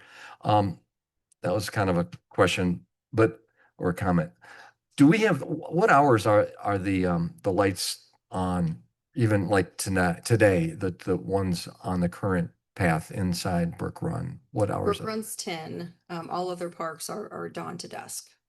Dawn to So we dusk? could, so with the Georgia Power technology, we could, do the photo cell plus or minus, however many hours to kind of schedule as Okay. needed, like the other ones. So I pulled up our Municode and I looked at our parks because I've got another question that maybe we talk about at our retreat. But our park hours, I'm just reading from Municode. Park hours of operation are from 8 a.m. 6 a.m. until 11 p.m. unless otherwise posted otherwise by the director. That's what it says. Parks hours of operation 6 a.m. to 11 p.m. It talks about recreation facilities, and it doesn't specifically say trails, but right. But it says a vehicle is a bicycle as well. So and it says it shall be unlawful for any person or vehicle to enter or be within a recreational facility outside of posted hours of operation. So that means right now today in my legal interpretation, if you're on the Dunwoody Trailway and you happen to want to go to work in perimeter area and you want to ride your bike and you live on North Peachtree and you want to scoot through Brook Run, and if you go before 6 a.m., you could get a ticket and that would be a misdemeanor. And I'd like to entertain a council having a conversation about that because I think it's a meaningful means of transportation, or maybe people jog at 5 a.m. and they would get a ticket right now today. It's illegal.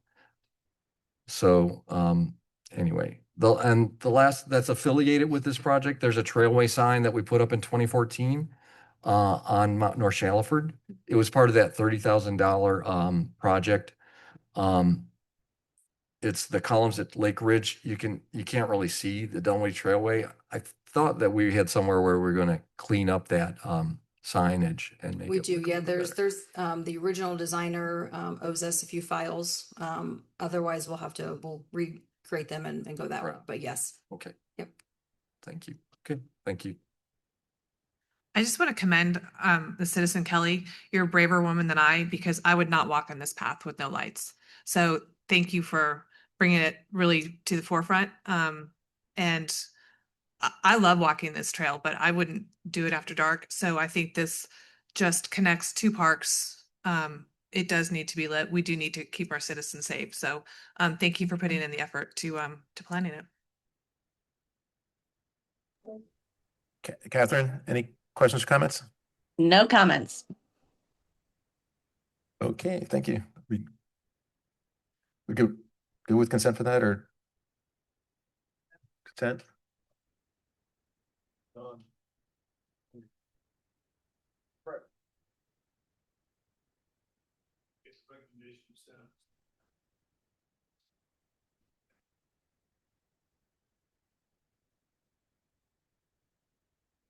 Side shields that blocks the lighting, and those can be added later. I just Wanted to make sure. that Yeah, no, on thank you consent, I appreciate I it. Thank you. really like the fact with the Georgia Power technology too. We can control it as well. So I think with that,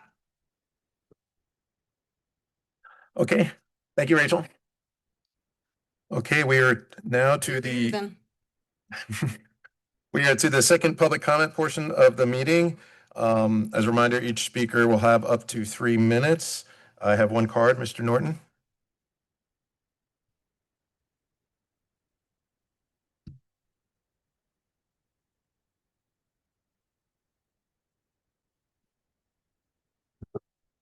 Yes, thanks. As I was saying, I met with Eric and his folks and talked about potential solutions. And the bottom line to it was, while I recommended that the city share responsibility, his response was, "We'll get back to you," which I thought was satisfactory at that point. 1 week later, I get an email from a lawyer, not a response from Eric or his staff.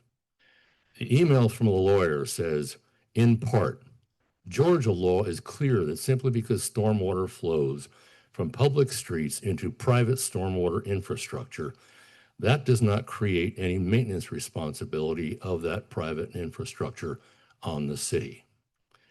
No statutes, no case law cited. I would suggest that the lawyer who wrote this is perhaps not as clear as she ought to be with regard to Georgia law. There are exceptions to the statutes that exist. At the same time, there's another way to look at the issue, which is that it should be that Dunwoody is using Brook Farm Lake as a part of its stormwater system. Stormwater flows into the lake from the culverts, flows through our lake, sediment settles to the bottom. Then at that point, stormwater flows out of our lake down to Kingsley Lake and onward. So there's a couple of different ways to look at her response, both of which I suggest need, let's say, further investigation. So at that point, what I decided to do was to get a hold of my representative on the council, Tom Lambert. I called the office for Tom Lambert and was told that I'd need an appointment. I said, that's fine. Let me give you a couple of times and suggestions of times I'm available. The next thing I know, rather than getting a call back, I get yet another email from the lawyer. If you have something new you intend to share with the mayor pro tem, I would be happy to take a look. Otherwise, his response would be consistent with my evaluation of the situation.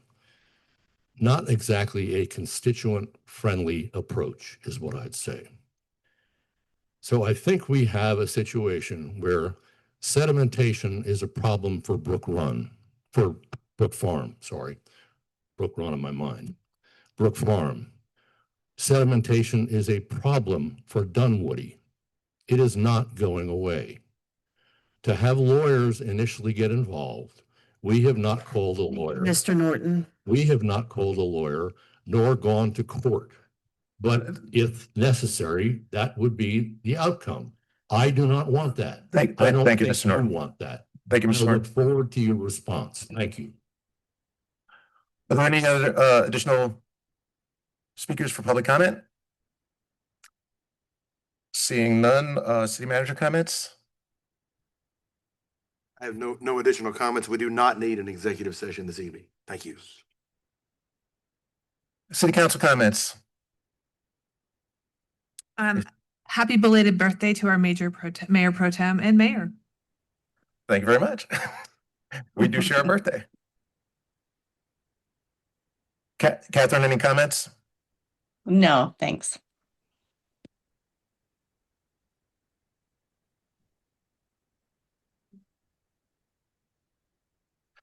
Second. Okay, we have a motion to adjourn by Rob, second by Stacy. All in favor, say aye. Aye. Aye. Meeting is adjourned. Thank you.